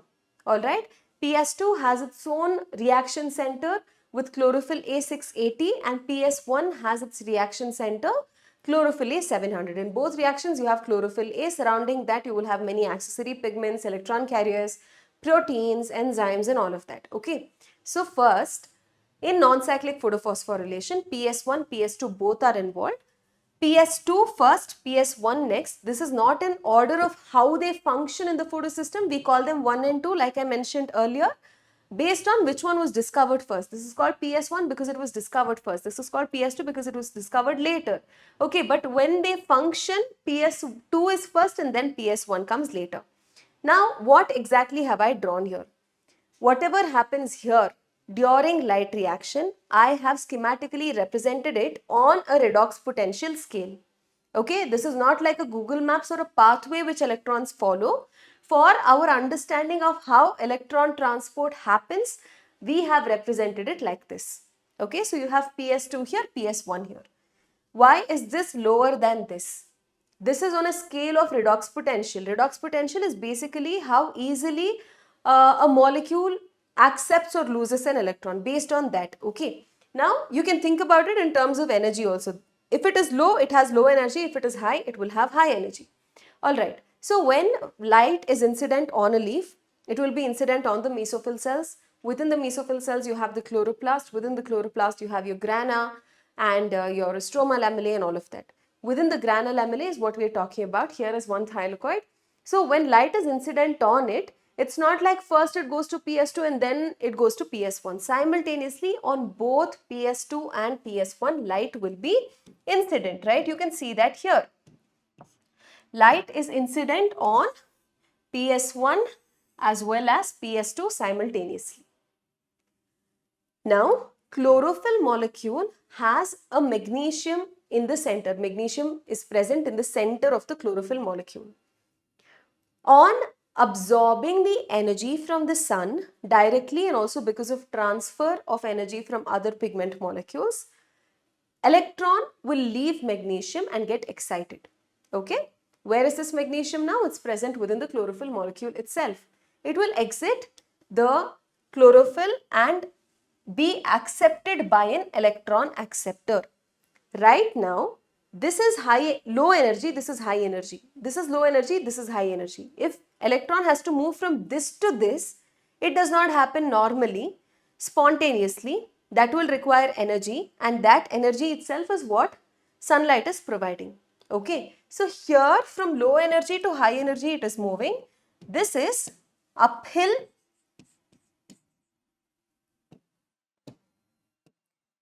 movement of electron in both cases. The electron that is lost from PS2 is first accepted by a molecule called pheophytin. The electron that is lost from PS1 is first accepted by a molecule which is a protein made up of iron and sulfur. So we call it FeS, Fe iron, S sulfur. It's an iron sulfur protein. So you call it FeS.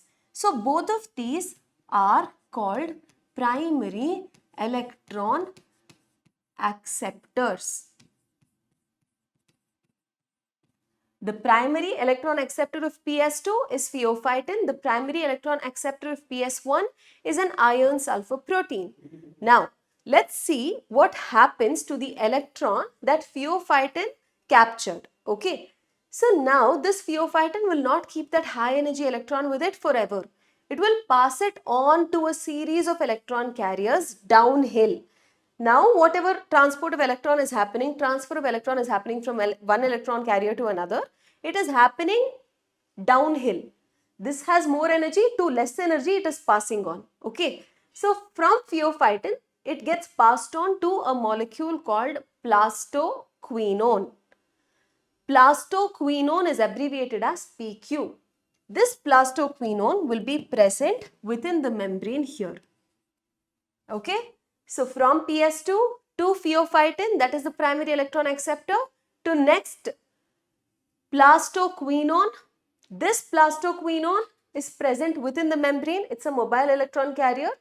This plastoquinone will now donate that electron, pass on that electron to a complex present in the membrane. Similar to how PS2, PS1 is a complex of pigments and proteins, there is a complex made up of cytochromes present within the membrane, thylakoid membrane, that is called the cytochrome B6F complex. There you have two types of cytochrome, cytochrome B6 and cytochrome F. So from here it gets passed on to cytochrome B6, then to cytochrome F. Both of them are present in this complex. Alright, cytochrome B6 to cytochrome F. Then from cytochrome F, it is passed on to another molecule called plastocyanin, which is abbreviated as PC. Plastocyanin is also another electron carrier. Plastocyanin then transfers that electron to PS1. I repeat, sunlight is incident on PS2, electron gets excited from the magnesium, it's captured, or the first primary acceptor of that electron is pheophytin. It will pass it on to PQ. From PQ it will go to cytochrome B6F complex, from cytochrome B6F complex to PC, plastocyanin, and then ultimately it gets transferred to PS1. PS1 also had lost an electron. There was a hole in the chlorophyll molecule of PS1. Right now this electron replaces that electron. Electron was lost from here, electrons were lost from here as well. This lost an electron and that was replaced by the electron from PS1, from PS2. Okay. So now let's understand what happens to the electron that was lost from PS1. The primary acceptor here is iron sulfur protein. That will pass it on to an electron carrier called ferredoxin. Ferredoxin will transfer that electron to a molecule called FNR. FNR is ferredoxin NADP reductase. That is its name. It's an enzyme. It's a protein enzyme. Okay, so this also is bound to the membrane only. It's present towards the stroma side. Okay, so if this is the thylakoid, inside you have the lumen, outside you have the stroma. Towards the stroma side, this enzyme will be present. NADP reductase we call it. Okay, so this NADP reductase, what it does is that will add the electron to NADP plus and reduce NADP plus to NADPH. This is how NADPH forms during light reaction. I told you that during light reaction NADPH forms, right? During light reaction NADPH forms. So I am telling you how exactly this NADPH is going to form. Alright. So this FNR takes that electron, gives it to NADP plus and reduces that to NADPH and H plus. Okay, for that where did the H come? H comes from the stroma itself. It will pick up the electron from ferredoxin. It will pick up the protons from the stroma and form NADPH plus H plus. Okay, so here first uphill transport is happening from the photosystems to the primary electron carrier. After that there is downhill movement. From high energy to low energy movement is happening. Okay, so right now this photosystem 1 lost electron. It got an electron from PS2. So next time again it can get excited and this process can continue. What about PS2? PS2 lost an electron. That electron is not yet replaced. How does that get replaced? That is where the function of water comes in. What water does here is, it will undergo splitting. Water splits to give protons, electrons and oxygen. Oxygen gets liberated. Whatever electrons are produced here, that is used to replace the electrons that are lost from PS2. Understood? Another thing that I want to mention, this water splitting happens towards the lumen. Water splitting complex is located towards the lumen. So water splitting happens towards the lumen. If water splitting happens here, oxygen escapes, electrons are utilized by PS2. It is used to replace the electrons lost from PS2. What happens to the protons? The protons will accumulate here. Okay, so whatever protons are formed here, they will accumulate here. Why am I telling you this? Because it's important. We will talk about it later. Another thing that I want to mention here is, the primary electron acceptor pheophytin will pass on the electron to plastoquinone. This plastoquinone is present within the membrane as a mobile electron carrier. This is an electron carrier and also a hydrogen carrier Alright. So when pheophytin passes on the electron to plastoquinone, it will simultaneously pick up protons from the stroma. It will carry or pick up protons from the stroma and take electron from pheophytin. Now when it passes the electron to cytochrome B6F complex, it will release that proton into the stroma. Are you getting my point? This plastoquinone of course is an electron carrier. It is picking up electron from pheophytin, but it is also a hydrogen carrier. So when it picks up an electron from pheophytin, it will also pick up a proton from the stroma. When it passes on the electron to cytochrome B6F complex, this proton is pumped into the stroma. It is released into the stroma. So it's picking one proton from the stroma and pushing it into the lumen. Alright. So this is basically what happens during non-cyclic photophosphorylation. So when electrons are being passed from plastoquinone to cytochrome B6F complex, ATP will get synthesized. How exactly ATP gets synthesized, I haven't yet told you. We'll learn about it. For now, just understand that in this step, ATP will get synthesized. Okay. How it gets synthesized, I'll explain to you. So this is called non-cyclic photophosphorylation, or it's also called the Z scheme, because whatever electron is lost from PS2 does not return to PS2. Whatever electron is lost from PS1, that does not return to PS1. It's kind of like a zigzag scheme, right? That's why it's called the Z scheme. Ideally, it should have been called the N scheme, but it's called the Z scheme Because it is like a zigzag, it happens in a zigzag way. If you schematically represent it on the redox potential scale, you can see that it happens in a zigzag kind of pathway, right? So why it's called non-cyclic, I already mentioned, because there is no cycling back of electrons. There is another type called cyclic, where electron that is lost from one photosystem returns back to the same photosystem. Here we don't see that happening.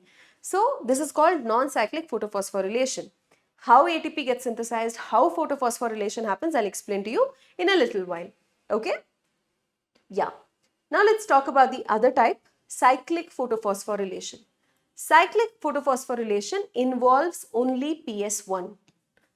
Only PS1 is involved. Where is only PS1 present? Only PS1 is present here, right? Here in the stroma lamellae, only PS1 is present. So here cyclic photophosphorylation can take place.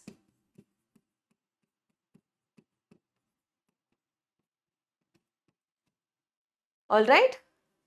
Can it never take place in the grana lamellae? Grana lamellae has PS2 as well as PS1. There also PS1 is there. Just the PS1, can it not, cyclic photophosphorylation, can it not take place? It can take place given the incident radiation is greater than 680 nanometer. If it is less than 680 nanometer, PS2 also will participate and it will become non-cyclic photophosphorylation. If you do not want PS2 to participate and you want only PS1 to participate, then incident with radiation greater than 680 nanometer. If it is more than 680, energy will be less, not sufficient to excite chlorophyll A680. So at that point, PS2 will not participate, only PS1 will participate and cyclic photophosphorylation can take place. Okay. So there are two occasions when cyclic photophosphorylation can take place. Firstly, it can happen only in the stroma lamellae, because in the stroma lamellae you have only PS1. It can happen in the grana lamellae or in the thylakoid membranes given the light that is incident is greater than 680 nanometers. Okay, so here is an illustration of the stroma lamellae. So the stroma lamellae also will have membrane, phospholipid bilayer. Within that you will have PS1 and you will have cytochrome B6F complex. Here you do not find PS2. Alright. So what basically happens here is, again, sunlight is incident. Alright. This incident light on the PS1 will excite an electron from the magnesium present in the chlorophyll. That is accepted by the primary acceptor, which is an iron sulfur protein. This, like previously, will transfer that electron to ferredoxin. But at this point, ferredoxin will not transfer it to FNR. It will not help in the production of NADPH molecule. Instead, it will transfer that to cytochrome B6F complex via the plastoquinone that is present in the membrane. Similar to how it happened with PS2 previously. What happened with PS2? Plastoquinone to cytochrome B6F complex. Here, FES, ferredoxin, plastoquinone to cytochrome B6F complex will happen in cyclic photophosphorylation. Okay, another reason why it's like this is because for formation of NADPH, you require an enzyme NADP reductase. That NADP reductase you do not find in the stroma lamellae. That's why from FES, iron sulfur protein, to ferredoxin, ferredoxin to plastoquinone, plastoquinone to cytochrome B6F complex, cytochrome B6F complex to plastocyanin, plastocyanin back to PS1. Whatever electron was lost from here, the same electron replaces it. It returns back to the same photosystem. Therefore, over here, NADPH formation does not take place because there is no enzyme required to synthesize NADPH present in the stroma lamellae. Secondly, water splitting does not happen here. Why did water splitting happen previously? Photolysis of water happened because electron that was lost from PS2 had to be replaced. Right now there is no necessity for that because the same electron is getting back to the photosystem, right? So that necessity is not there. Thirdly, oxygen is not evolved. If water itself does not split, then obviously oxygen evolution also will not take place. So in PS1, NADPH is not synthesized, water splitting does not occur, oxygen is not evolved. In PS1 only, in cyclic photophosphorylation, only PS1 is involved, PS2 isn't. In non-cyclic, both of them are involved. I think now it makes sense why it is called cyclic, why that is called non-cyclic, because the electrons do not cycle back to the same reaction center. Here the electrons cycle back to the same photosystem, to the same reaction center, which doesn't happen over there. All right. Again, as the electrons pass through the cytochrome B6F complex, ATP will get produced. How it gets produced, I will explain. So this is about cyclic and non-cyclic photophosphorylation. What are the differences?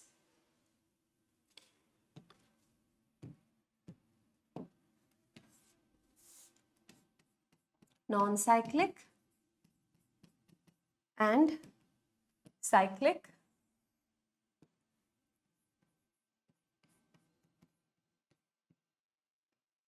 Non-cyclic, electron doesn't cycle back to the same photosystem. Here electron cycles back. Next, both PS1 and PS2 are involved. Here only PS1 is involved. Here NADPH is produced. Here NADPH is not produced. Here photolysis of water happens.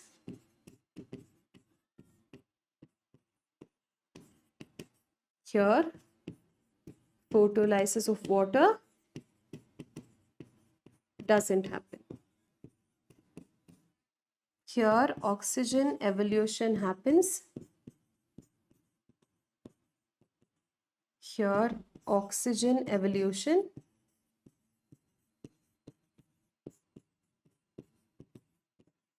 does not happen. Okay, so these are some differences. Also, you can write about the location. When does it take place? It happens in the grana lamellae. This happens in the stroma lamellae. And in grana, when light incident is greater than 680 nanometer, such that PS2 will not be able to function. Okay, so that's about cyclic and non-cyclic photophosphorylation. Now let's talk about how exactly ATP synthesis takes place.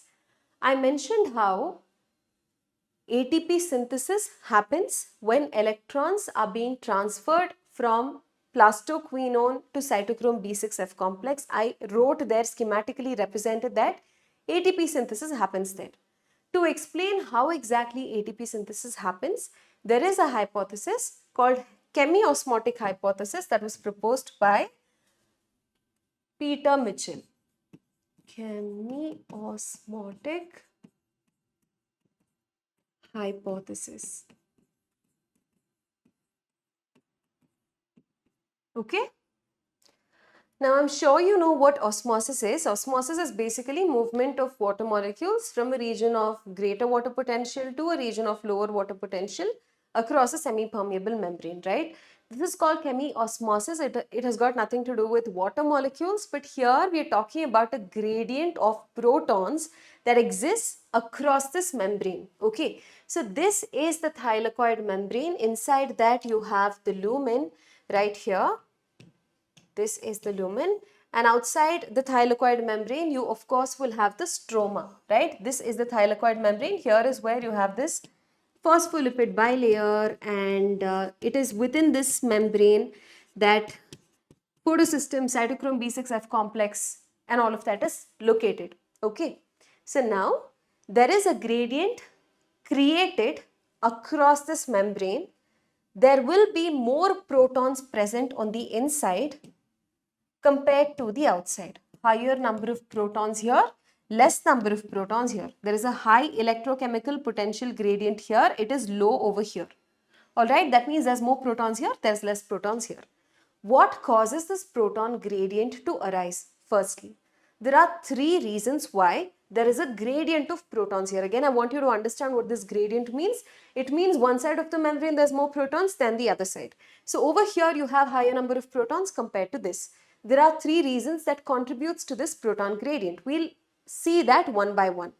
Firstly, when I mentioned that water splitting happens during non-cyclic photophosphorylation, water splitting happens towards the lumen side. Okay, so there is a complex called water splitting complex that is associated with PS2 and is present towards the lumen side of the membrane.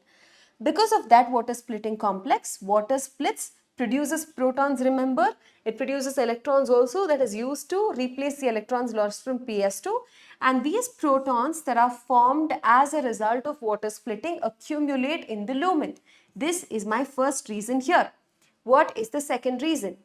I mentioned how when electrons are being transferred from plastoquinone to cytochrome B6F complex, plastoquinone being a hydrogen carrier will pick up protons from the stroma side and move it into the lumen side. That energy is utilized to pump protons against the gradient from the stroma to the lumen. So proton movement is happening from the stroma to the lumen because of cytochrome B6F complex as well. So protons are entering here, they are being pumped inside. That is why proton concentration is high in the stroma. Third important thing is, during non-cyclic photophosphorylation, very close to PS1, there is an enzyme called NADP reductase that is present towards the stroma side. Okay, that's located towards the stroma side. Now this enzyme reduces NADP plus by donating the electron that it got from PS1. Along with that, it will pick up protons from the stroma side and form NADPH plus H plus. So already there was fewer protons present in the stroma. Some of them also are being used in the synthesis of NADPH. So here proton concentration is coming down because of formation of NADPH. Protons from the stroma side are being pumped into the lumen side during electron transport. Protons are accumulating in the stroma because of water splitting. Because of these three reasons, there are more number of protons on the inside in the lumen and less protons in the stroma. Now, why are we talking about this proton gradient? This proton gradient itself is what will help us synthesize ATP. Now, I've been saying that in the thylakoid membranes, you have PS1, PS2, cytochrome B6F complex and all of that. But what is also present in the thylakoid membranes and in the stroma lamellae is another protein called ATP synthase. This ATP synthase, I have not showed you earlier, I am showing it to you right now, will have two subunits, two components. One is called CF1 component. This is part of the membrane, it's embedded within the membrane, it acts like a transmembrane channel. Okay, it's like a tunnel, it forms like a channel through which protons can move out of this lumen into the stroma. Another component that it has, which kind of juts out of the membrane towards the stroma, is the CF0 particle. Wait, this is CF0, this is CF1. CF1. CF0 is what is present within the membrane, transmembrane protein. CF1 is what is present outside. Okay. So, as protons are more inside and protons are less outside, protons will want to move out. They cannot randomly move out through the phospholipid bilayer because they are charged particles. Their movement or their diffusion is facilitated by this CF0 particle which is present in the membrane. As the protons move through this CF0 particle, the energy will be sufficient enough for the CF1 particle to undergo a conformational change wherein they will combine an ADP with an inorganic phosphate to synthesize ATP. So as protons from the lumen, which are higher in concentration compared to the stroma, in order to establish equilibrium, they'll have to move out, right? As they move out, they will move out through the CF0 component of ATP synthase. That force is sufficient for this head CF1 component of ATP synthase. It will undergo conformational change. Initially, it would have held on to one ATP, one ADP and one inorganic phosphate. Now, because of this force, because of this proton motive force or energy that it's getting, it will undergo a conformational change combining ADP with inorganic phosphate and synthesize ATP. Now, you might be wondering, why is it that I mentioned ATP synthesis is happening near cytochrome B6F complex earlier? Right? I've represented that here, I've represented that here. Why I'm doing that is because for synthesis of ATP, proton gradient is required. One of the contributors for proton gradient is this pumping of protons that happens during electron transport, and that happens when electrons are being transferred between plastoquinone and cytochrome B6F complex. That is when the protons will get pumped into the lumen. Therefore, I am representing it there. Okay, but actually it happens because of the ATP synthase molecule. So this explains how energy from sunlight is trapped by these pigments. Electrons get excited. Electrons, as they are getting transported, as water is splitting, as NADPH is forming, proton gradient is generated. This proton gradient is present across the thylakoid membrane. So for the proton gradient to, for the protons to establish equilibrium, they will have to move out from the lumen to the stroma. And while they do so, while that diffusion happens, it's facilitated by this ATP synthase molecule. So through the CF0 particle, as they move, the CF1 particle will undergo a conformational change and synthesize ATP. Alright, now if you notice, I've told you earlier that light reaction happens in the thylakoid membrane in the stroma lamellae, whereas the dark reaction happens in the stroma, right? Over here, dark reaction is going to happen. What does dark reaction require? Dark reaction requires the products of light reaction. It requires ATP, it requires NADPH. I want you to notice how both the products of light reaction are synthesized towards the stroma itself, because that is where they are required. ATP is not produced in the lumen, NADPH is not produced in the lumen. That is not where it is required. It's required in the stroma. So ATP synthesis also happens towards the stroma. ATP is released in the stroma. NADPH synthesis happens towards the stroma. That also gets released in the stroma. So in the stroma, when the dark reaction takes place, these products will get utilized. Alright, so that's all about the light reaction and how ATP synthesis happens during light reaction. Now let's talk about the dark reaction, which is also called the light independent reaction or biosynthetic phase. So what exactly happens here? This does not directly depend on presence of light. I've already told you, that's why we call it light independent, right? And it depends on the products of light reaction, which are ATP and NADPH. These are used in the synthesis of glucose by making use of carbon dioxide molecules. So, yeah, the oxygen that was produced in the light reaction, that diffuses out of the chloroplast. Through the stomata it leaves. But the other two products that we got, ATP and NADPH, they are required in the dark reaction or light independent reaction. Okay. How did we get to know about the light reaction or the dark reaction or the light independent reaction? A person, a scientist called Melvin Calvin, he worked on algae, photosynthetic algae, by making use of radioactive C14. In whatever carbon dioxide he supplied, that carbon was radioactive C14. So he traced that in the plant and found out how exactly dark reaction takes place in the stroma. So he noticed from his experiments that after carbon dioxide, carboxylation happens, the first stable product that forms in the dark reaction contains 3 carbons, and that was a 3-carbon compound called phosphoglyceric acid, which is abbreviated as PGA. Okay, so he discovered that the first carbon dioxide fixation product was a 3-carbon organic acid called 3-phosphoglyceric acid, 3-PGA. Later, he completely worked out the pathway. First, he discovered that this is the first stable product forming, and then eventually he worked out the whole process. That is why we call the dark reaction also as the Calvin cycle. Now, after Melvin Calvin performed his experiments using algae, using radioactive isotopes of carbon, many other scientists repeated the same experiment or performed similar experiments on different groups of plants. In some other plants, scientists discovered that the first stable compound was not a C3 compound, it was a C4 acid. So that was oxaloacetic acid that contains 4 carbons.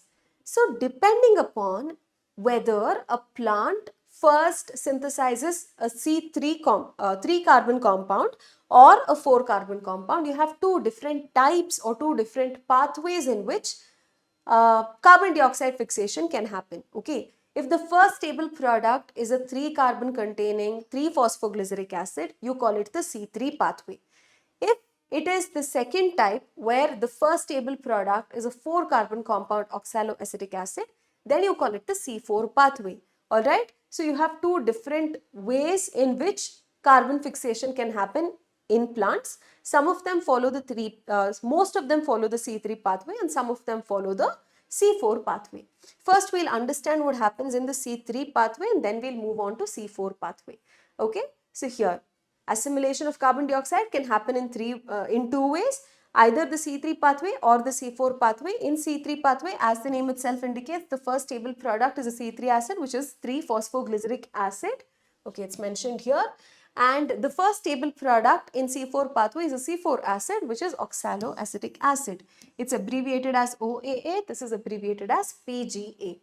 Alright, we'll first focus on C3 pathway now. Alright? Yeah.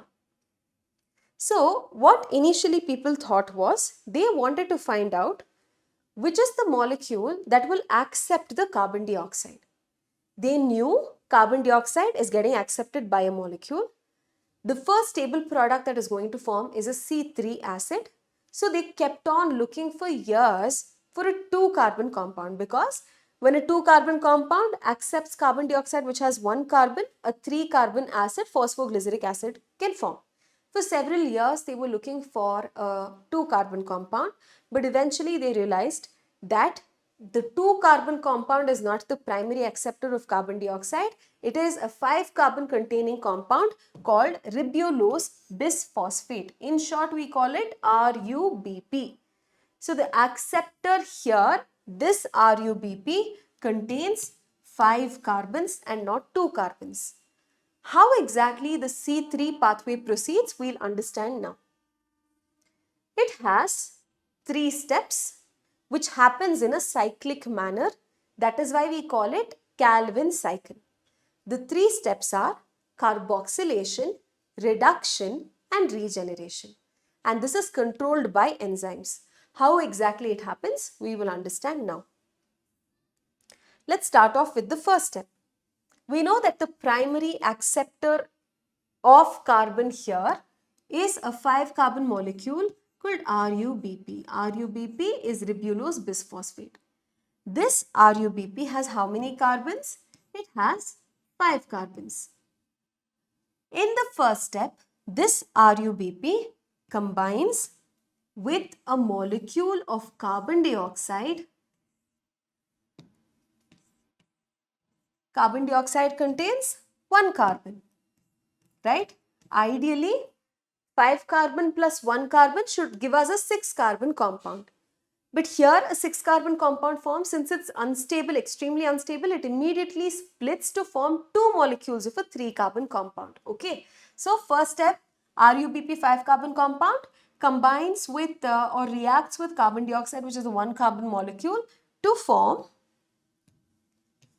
a 3-carbon compound which is called phosphoglyceric acid, which is abbreviated as PGA. Now here you had 5 carbon, here you had 1 carbon. Right now we have this molecule containing 3 carbons. 5 plus 1 is 6, but this is a 3-carbon compound. 2 such molecules will form. So you have 2 molecules containing 3 carbons. You have a total of 6 carbon here. RUBP combining with carbon dioxide to form 2 molecules of a 3-carbon compound. This step is our first step and it is called carboxylation.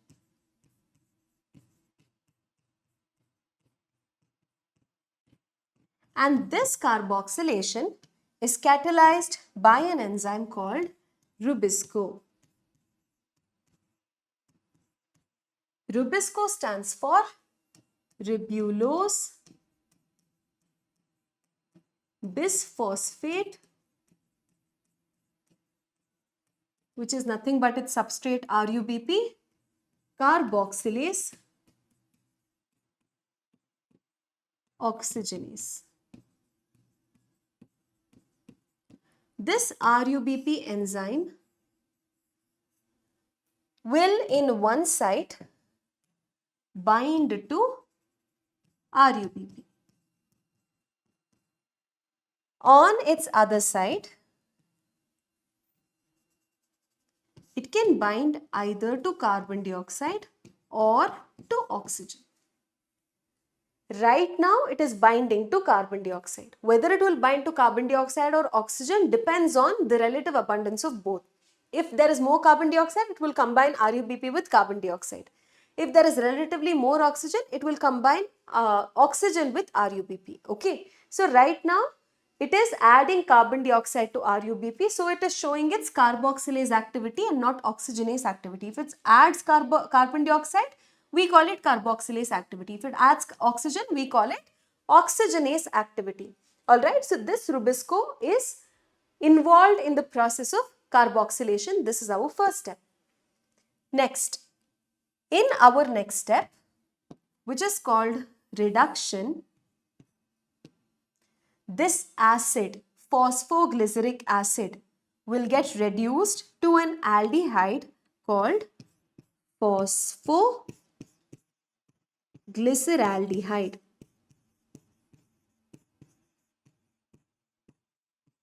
In short, you can call it PGAL. Now, in your textbook, this is given as triose phosphate. Triose phosphate means a sugar that has 3 carbons and a phosphate group. Here, we will get 2 molecules of this. There were 2 molecules here. Here also you will have the same 2 molecules getting reduced to an aldehyde. Alright. So since you have 2 molecules of a 3 carbon compound, here you have totally 6 carbons present. When phosphoglyceric acid is getting reduced to phosphoglyceraldehyde, we call this step, the second step, as reduction. In this process of reduction, ATP is required. For the process of reduction, ATP and NADPH both are required. So in this step, we require 2 molecules of ATP and that will get converted to 2 molecules of ADP. Also, we require NADPH. See, this is getting reduced to aldehyde. Acid is getting reduced to aldehyde. Simultaneously, NADPH will get oxidized to NADP+. Remember, I told you that whatever ATP we synthesized in the light reaction, whatever NADPH we synthesized in the light reaction, we're going to use it in the dark reaction. This is one step where ATP and NADPH are getting utilized. Okay. So as the reduction happens here, oxidation, reoxidation will happen. ATP also is getting used up here. This is our second step. In the third step, RuBP will get regenerated. The third step is called regeneration. For Calvin cycle to continuously happen, RuBP will be required. If RuBP gets exhausted, Calvin cycle cannot proceed because that is what is the primary acceptor of carbon dioxide. So RuBP has to get regenerated. RuBP has 5 carbons. So what happens here is, overall, if you look at this here, phosphoglyceraldehyde has 3 carbons. We have 2 molecules of phosphoglyceraldehyde, so we have a total of 6 carbons. Among these 6 carbons, 5 carbons are utilized in the process of regeneration. Totally you have 6 carbons here. 5 are utilized for regeneration of RuBP. The remaining 1 carbon from here is utilized in the synthesis of glucose. But glucose has 6 carbons. We have withdrawn only 1 carbon from the cycle. For 1 molecule of glucose to be synthesized, this cycle has to run for 6 times. 6 turns of this cycle will synthesize 1 molecule of glucose. Another important thing is, during the regeneration step, ATP is utilized again. ATP that was formed in the light reaction will get converted to ADP. When that breaks, energy is released and that energy is utilized in the conversion or regeneration of RuBP. So these are the steps. What you're seeing here is just 1 turn. This needs to happen 6 times for 1 glucose molecule to be synthesized. How would it be if it happens 6 times? Okay, let's say we are starting with, what color should I use?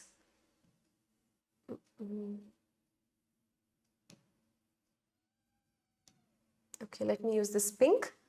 So here, let's say there are 6 molecules of RuBP, considering 6 turns. If there are 6 molecules of RuBP, we're starting with 30 carbons. There will be 6 molecules of carbon dioxide. So we have 6 carbons here. They are coming together here. So you will have 12 molecules of a 3 carbon compound formed. So you will have 36 carbons here. Right? 36 carbons. The same 36 carbon will be present here also. Of the 36 carbons, 6 carbon will be withdrawn for the synthesis of glucose. How much will remain? 30 carbons will remain. How much did we start with? 30 carbons in RuBP. I hope it's making sense right now. Okay, so per turn of Calvin cycle, you require totally 3 ATP, 2 from reduction step, 1 from regeneration step, 2 NADPH in the reduction step. So per turn, you require a total of 3 ATP and 2 NADPH. So 6 turns, how many will you require? Multiply that with 3. You will require a total of 18 ATP and 12 NADPH for the synthesis of 1 molecule of glucose, right? So per molecule of glucose, we need 6 carbon dioxide, 18 ATP and 12 NADPH that will be utilized. And what will be the output? We will get 1 glucose from 18 ATP, we'll get 18 ADP. From 18 molecules of NADPH, we'll get 18 molecules of NADP plus. Alright, so that's about the Calvin cycle. You should remember how many ATP is used, NADPH is used per turn, and how is it, what is the number for synthesis of 1 glucose molecule. How many ever you get per turn, multiply that with 6, you will get it for 1 glucose molecule. Alright, now let's learn about a process called photorespiration. This photorespiration is a process that occurs in C3 plants only. Okay, and also this is a wasteful process. Normally, what is photosynthesis supposed to do? take up carbon dioxide from the atmosphere and convert it into glucose, right? This does the opposite. In whatever carbon has been fixed, from that also it releases carbon dioxide. It utilizes ATP also. Why does this happen? This happens in C3 plants generally when the conditions are very hot and dry. You all have learnt in your lower grades how transpiration is a necessary evil for plants, right? Especially plants that grow in dry and hot temperatures, tropical kind of climate. Most these plants will have trouble in conserving water during hot seasons. So what happens is they are absorbing water from the soil. The water is required for photosynthesis, but most of the water that they're absorbing is getting transpired because of the surrounding environmental conditions. In such cases, what plants do is they will close their stomata to reduce the rate of transpiration. Whenever stomata is closed, what will happen? When stomata closes, carbon dioxide from the atmosphere cannot enter inside the mesophyll cells of the plant. It cannot enter the leaf, right? But since it is bright and it is sunny, light reaction will continue to happen. During light reaction, oxygen is being produced.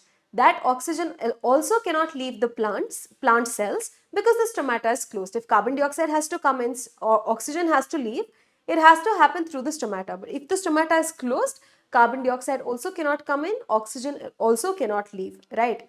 In such cases, photorespiration will happen. Why should photorespiration happen if there is more oxygen and less carbon dioxide? I'll tell you. Previously, I mentioned here how this enzyme Rubisco can bind to oxygen as well as carbon dioxide, right? So this enzyme Rubisco will bind for sure with RUBP. It has another active site right here where it can either bind to carbon dioxide or bind to oxygen. If it binds to carbon dioxide, Calvin cycle will take place. It will continue. If it binds to oxygen, photorespiration will happen. Since during dry climates on hot days, stomata is closing shut, oxygen is not leaving outside, oxygen concentration, relative abundance of oxygen will be greater than carbon dioxide. Now, whether this binds to carbon dioxide or this binds to oxygen depends on the relative abundance of both. Now, let's say the concentration of carbon dioxide and oxygen are nearly equal. 100 molecules of carbon dioxide are there, 100 molecules of oxygen are there. When they are nearly equal, Rubisco enzyme will prefer to bind to carbon dioxide only. But in such cases where oxygen concentration is very high compared to carbon dioxide concentration, it will bind to oxygen. What happens when it binds to oxygen? RUBP contains 5 carbons. To that, if you add oxygen, oxygen has no carbon, 0 carbon it has. So, instead of forming 2 molecules of a 3 carbon compound, you will get 1 molecule of a 3 carbon compound which is phosphoglyceric acid. And along with that, you will get another molecule of a 2 carbon compound called phosphoglycolate.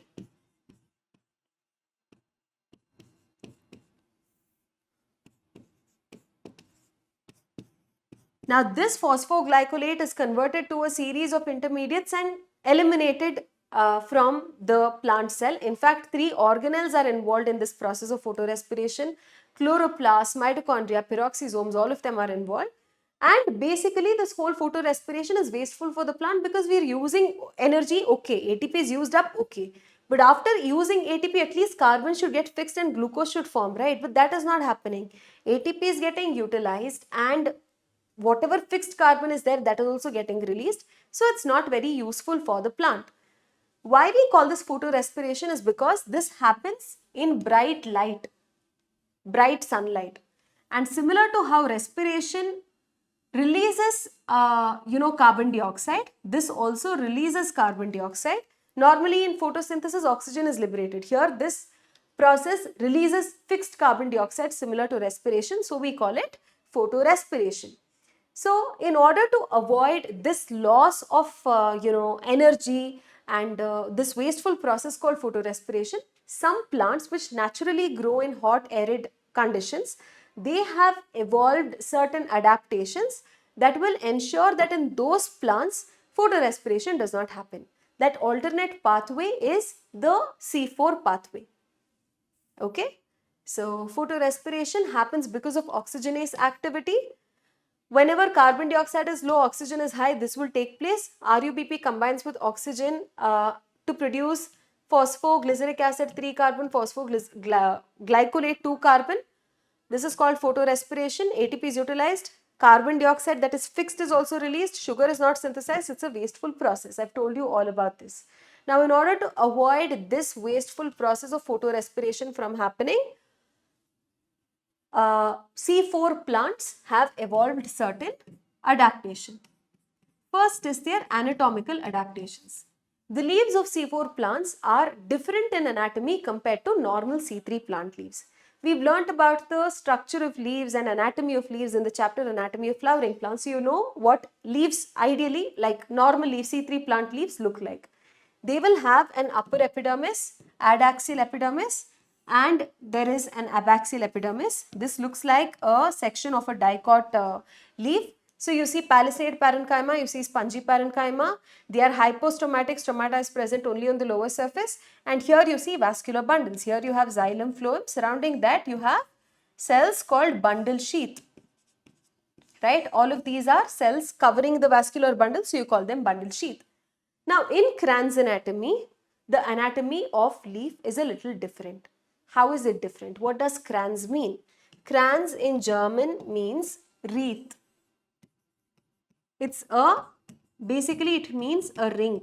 You know how when they celebrate Christmas, they decorate their doors with that green colored ring, that is called a wreath. When people pass away, they keep that ring of flowers, that is called a wreath. Okay, so this is called crans anatomy because you can see here how many layers of bundle sheath cells are arranged around the vascular bundles in the form of a ring, which we call the wreath, and around the vascular bundles mesophyll cells are also arranged in the form of a ring, unlike how you see in normal plants. Okay, so that's why we call this crans anatomy. First thing is, arrangement looks very different from here. Here you can see that everything is arranged in the form of a ring. The second important difference is, here bundle sheath cells have chloroplast. Normally bundle sheath cells don't have chloroplast, but here bundle sheath cells have chloroplast. Chloroplast. Okay, firstly. And whatever chloroplast is there, that chloroplast is agranule, which means there are no grana there at all. If you take a chloroplast, when thylakoids stack one on top of another, grana will form. Here there is no such grana formation. So they are agranule. Alright. If they are agranule, if there are no grana, then what will happen? Because they are agranule, PS2 will not exist. If PS2 does not exist, non-cyclic photophosphorylation will not take place. If non-cyclic photophosphorylation does not take place, oxygen evolution will not happen. Alright.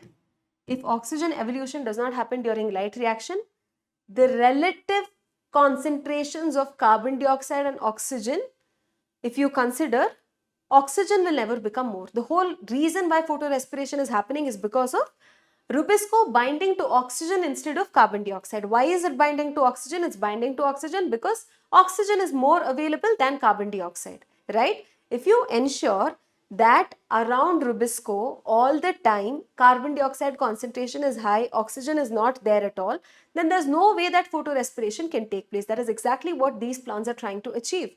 So how do they do that? In these bundle sheath cell, chloroplast is where you will find rubisco. Wherever rubisco is there, oxygen evolution is not happening at all. Therefore, in those regions, carbon dioxide concentration is maintained at a high level and rubisco performs only its carboxylase activity here. In such plants, you can see that rubisco is present only in the bundle sheath cells. Mesophyll cells lack rubisco. So wherever rubisco is there, active there, you can see that Carbon dioxide concentration is maintained high, oxygen is not produced at all.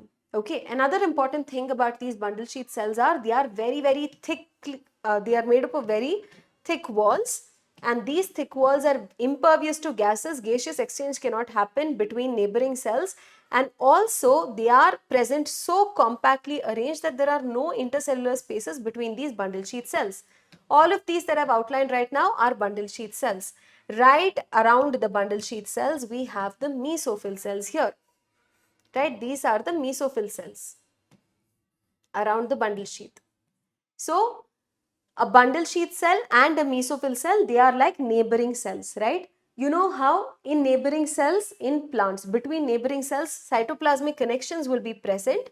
In plant cells, we call that plasmodesmata, right? Between the mesophyll cell and bundle sheath cell also, cytoplasmic connections will be there. That is called plasmodesmata. So, how exactly does photorespiration happen here? C4 pathway happen here? If rubisco is present only in the bundle sheath cells, let's try to understand that.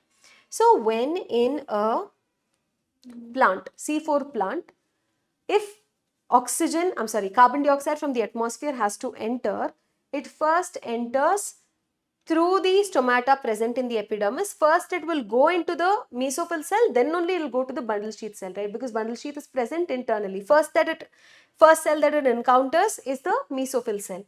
So here you have the mesophyll cell and the bundle sheath cell. Okay, so this here is a mesophyll cell.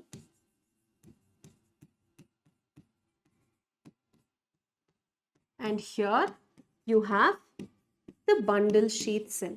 These both are neighboring cells. They have their cell walls that is represented by green color, and they have the cell membrane that is represented by yellow color. Okay. When carbon dioxide enters from the atmosphere first, atmospheric carbon dioxide, it first enters the mesophyll cells.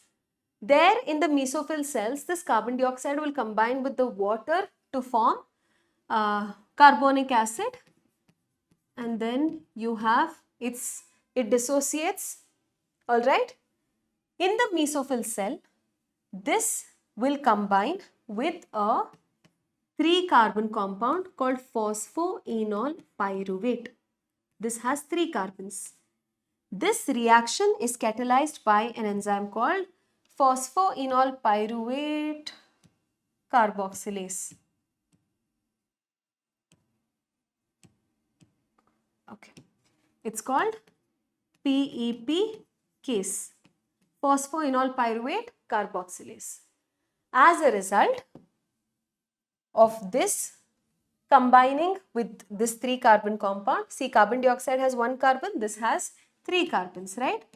This will result in the formation of a 4-carbon acid, which is oxaloacetic acid. This is the first stable compound formed in C4 pathway. I told you it has 4 carbons, it is oxaloacetic acid. This oxaloacetic acid will then convert to other 4-carbon acids like malic acid or aspartic acid. This 4-carbon compound from the mesophyll cell is transportation happens here to the bundle sheath cell via the plasmodesmata here. These cytoplasmic connections between these two, these are called plasmodesmata.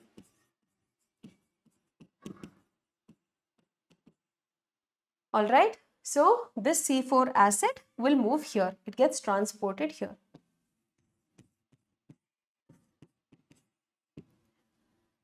Within the bundle sheath cell is where rubisco is present. Mesophyll cells, they lack rubisco. They instead have another enzyme which is called PEP carboxylase. In the bundle sheath cell, you will have rubisco present.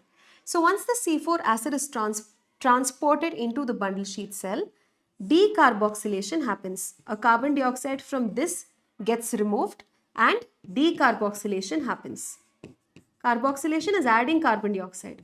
Decarboxylation is removing carbon dioxide. Okay. So when one carbon dioxide gets removed from this molecule, you will have a C3 acid formed. right? Now this carbon dioxide that is formed is used up in the Calvin cycle. This is picked up by Rubisco and it will use it in the Calvin cycle. Wherever Rubisco is there, constantly carbon dioxide concentration is maintained high.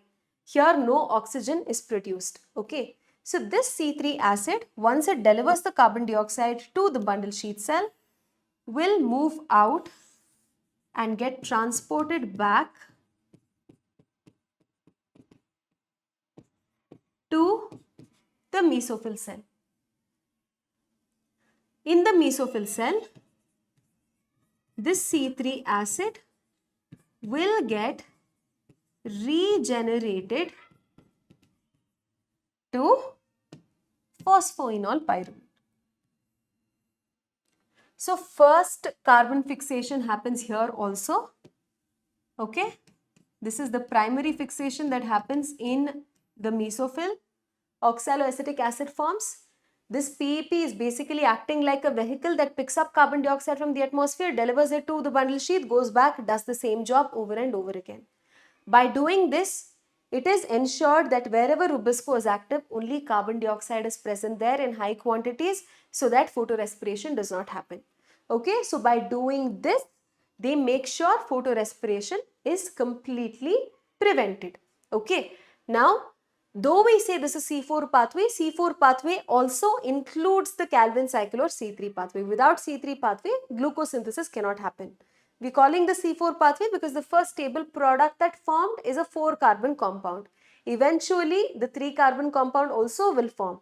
Calvin cycle also will take place. But first what was formed is oxaloacetic acid, and this whole pathway is kind of different from how it takes place in C3 plants. Alright, that's why we call this the C4 pathway. Remember that C4 pathway includes the C3 pathway as well. So that's about the C4 pathway.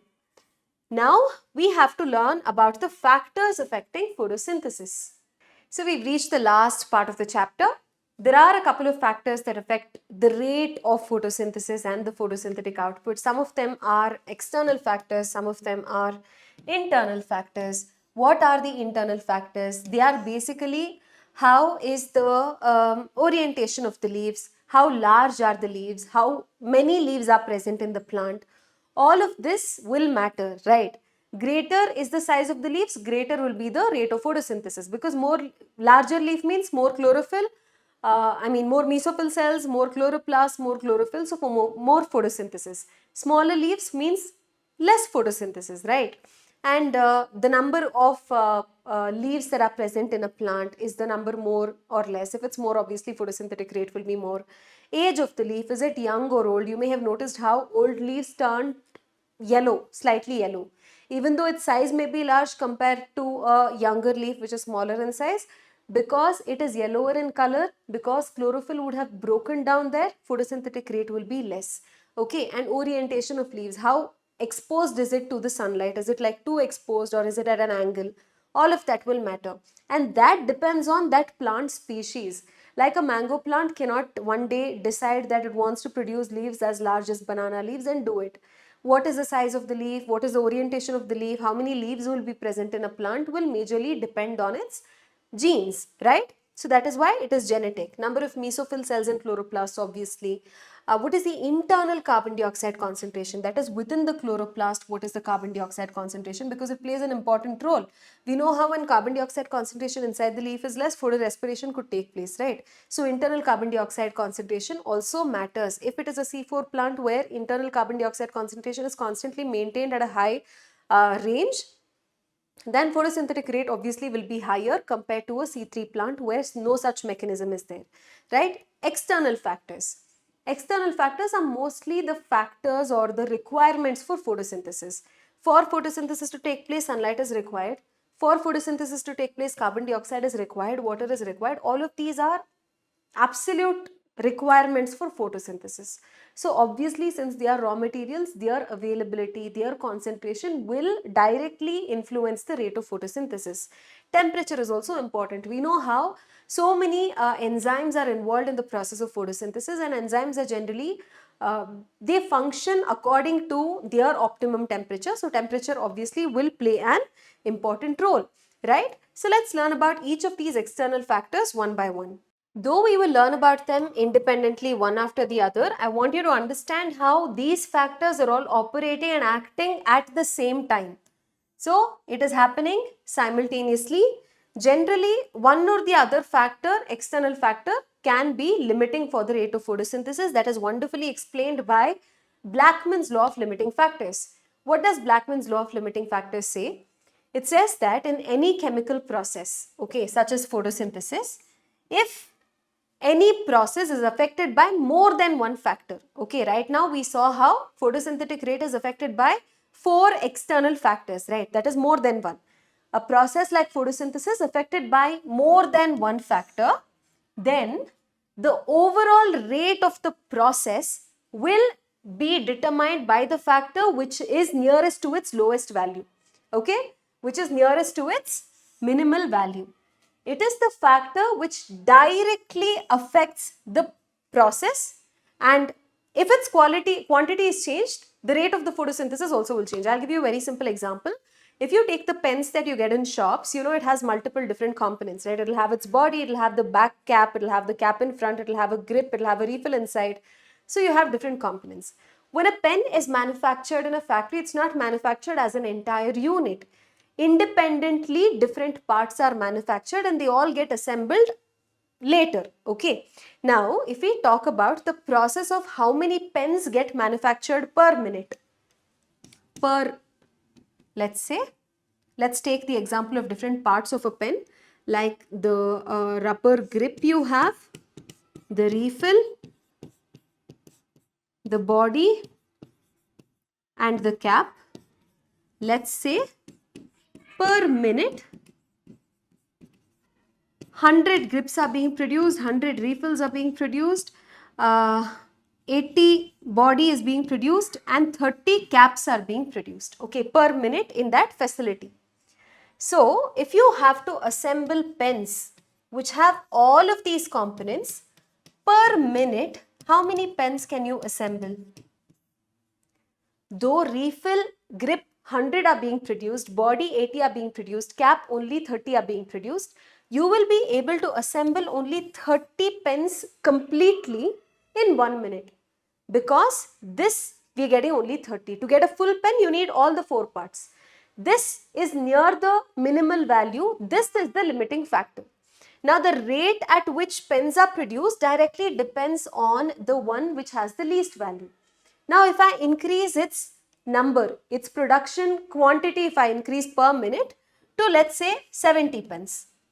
If I increase this value to 70, then obviously the number of pens that I produce per minute also will increase to 70.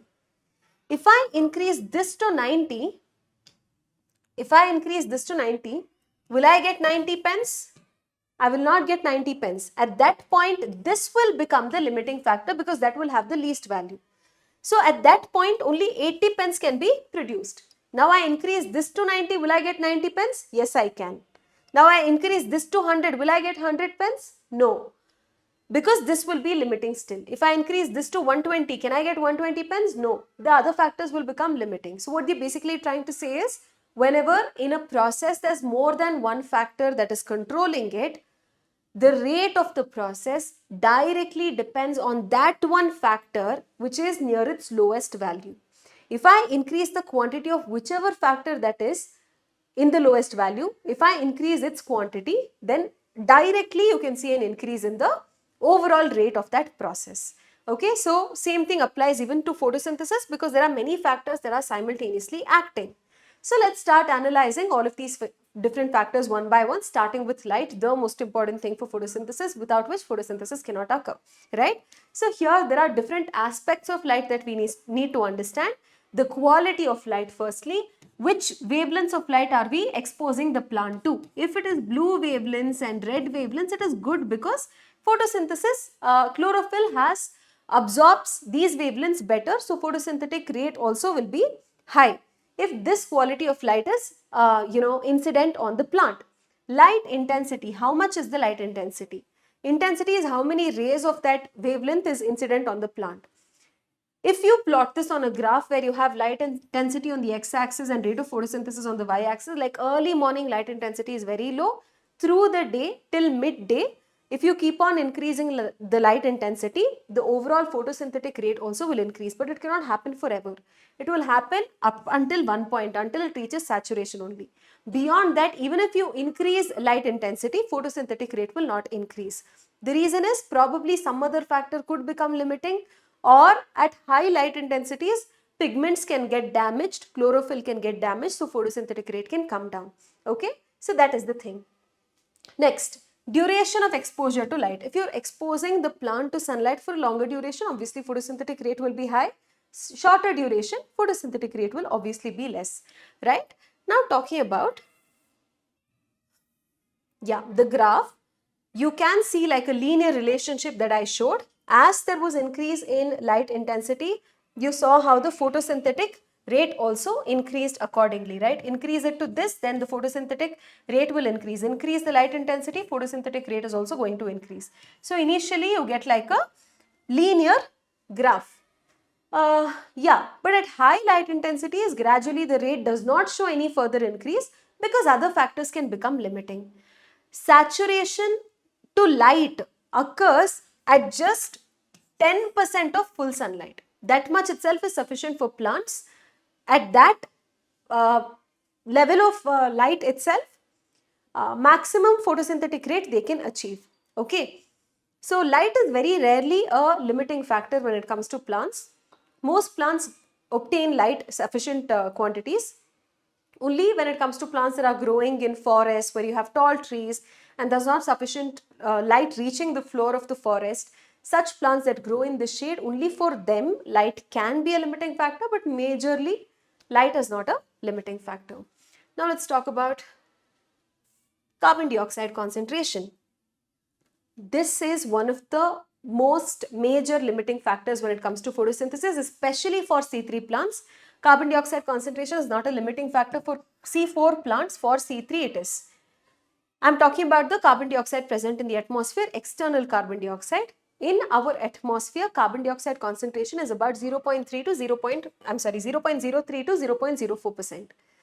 If you increase this carbon dioxide concentration up to 0.05%, then you can see that there will be an increase in the rate of photosynthesis. Beyond this, if you further increase, that can be damaging for the plant. Okay. Now, I already mentioned C3 and C4 plants, they respond differently to carbon dioxide increase, carbon dioxide concentration increase. In both of them, if light intensity itself is low and you increase the carbon dioxide concentration, you will not be able to see an increase in the rate of photosynthesis, because at low light intensity, light itself will be a limiting factor. At high light intensity, if you increase the carbon dioxide concentration, they will show an increase in rate of photosynthesis. Okay. So at low light intensities and light conditions, neither will respond to carbon dioxide increase. At high intensities, both of them will show an increase in the rate of photosynthesis. C4 plants, if you give about 360 microliters per liter, that much concentration of carbon dioxide, they will show saturation. Even if you increase beyond that, they will not increase the rate of photosynthesis. Maximum photosynthetic rate they will show at this concentration of carbon dioxide.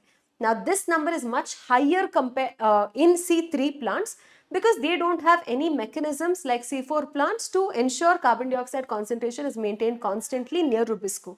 They don't have that mechanism. So they will have a much higher saturation point for carbon dioxide concentration, which is about 450 microliters per liter. Okay. So currently, like I mentioned, carbon dioxide availability is a limiting factor for C3 plants and not for C4 plants. Now let's talk about temperature. Temperature is important because photosynthesis happens, enzymes are involved in every one of the steps.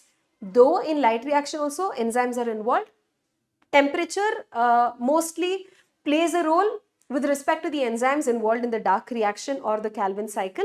We've mentioned just one enzyme, rubisco and pep carboxylase, but there are many other enzymes that are involved in every step of photosynthesis, dark reaction.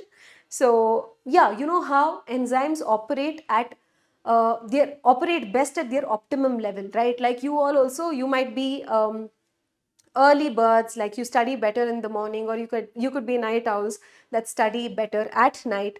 So depending upon, I mean, everybody will have their own preferences. If somebody who prefers and who is used to studying early in the morning, if I force them and keep them awake at night, then they may not be able to study as effectively, right? Likewise, even for plants, enzymes, they work most efficiently at within particular range of optimum temperature. If there is any deviation, too little or too more than that, then they will not be able to perform optimally. So again, temperature, how much temperature, what is the optimum temperature of a particular enzyme for a particular plant depends on where that plant is naturally found. If it is a plant that grows in tropical areas, then obviously its temperature optimum will be a little higher. If you compare that with a plant that naturally grows in temperate regions, its temperature optimum will obviously be a little lower. So it depends on plant to plant, species to species, where it is growing, whether it is C3, C4 and all of those things. Okay. Yeah, so C4 plants respond to higher temperatures and show higher rate of photosynthesis. Even temperature is high, it won't matter to C4 plants because, they don't, they have mechanisms to concentrate carbon dioxide around rubisco. C3 plants don't have that because at high temperature, stomata will close, photorespiration will happen, photosynthetic rate will come down. Temperature optimum depends on the habitat also. If they are tropical, they will have a higher temperature optimum. If they are temperate, then the temperature optimum will be relatively lower.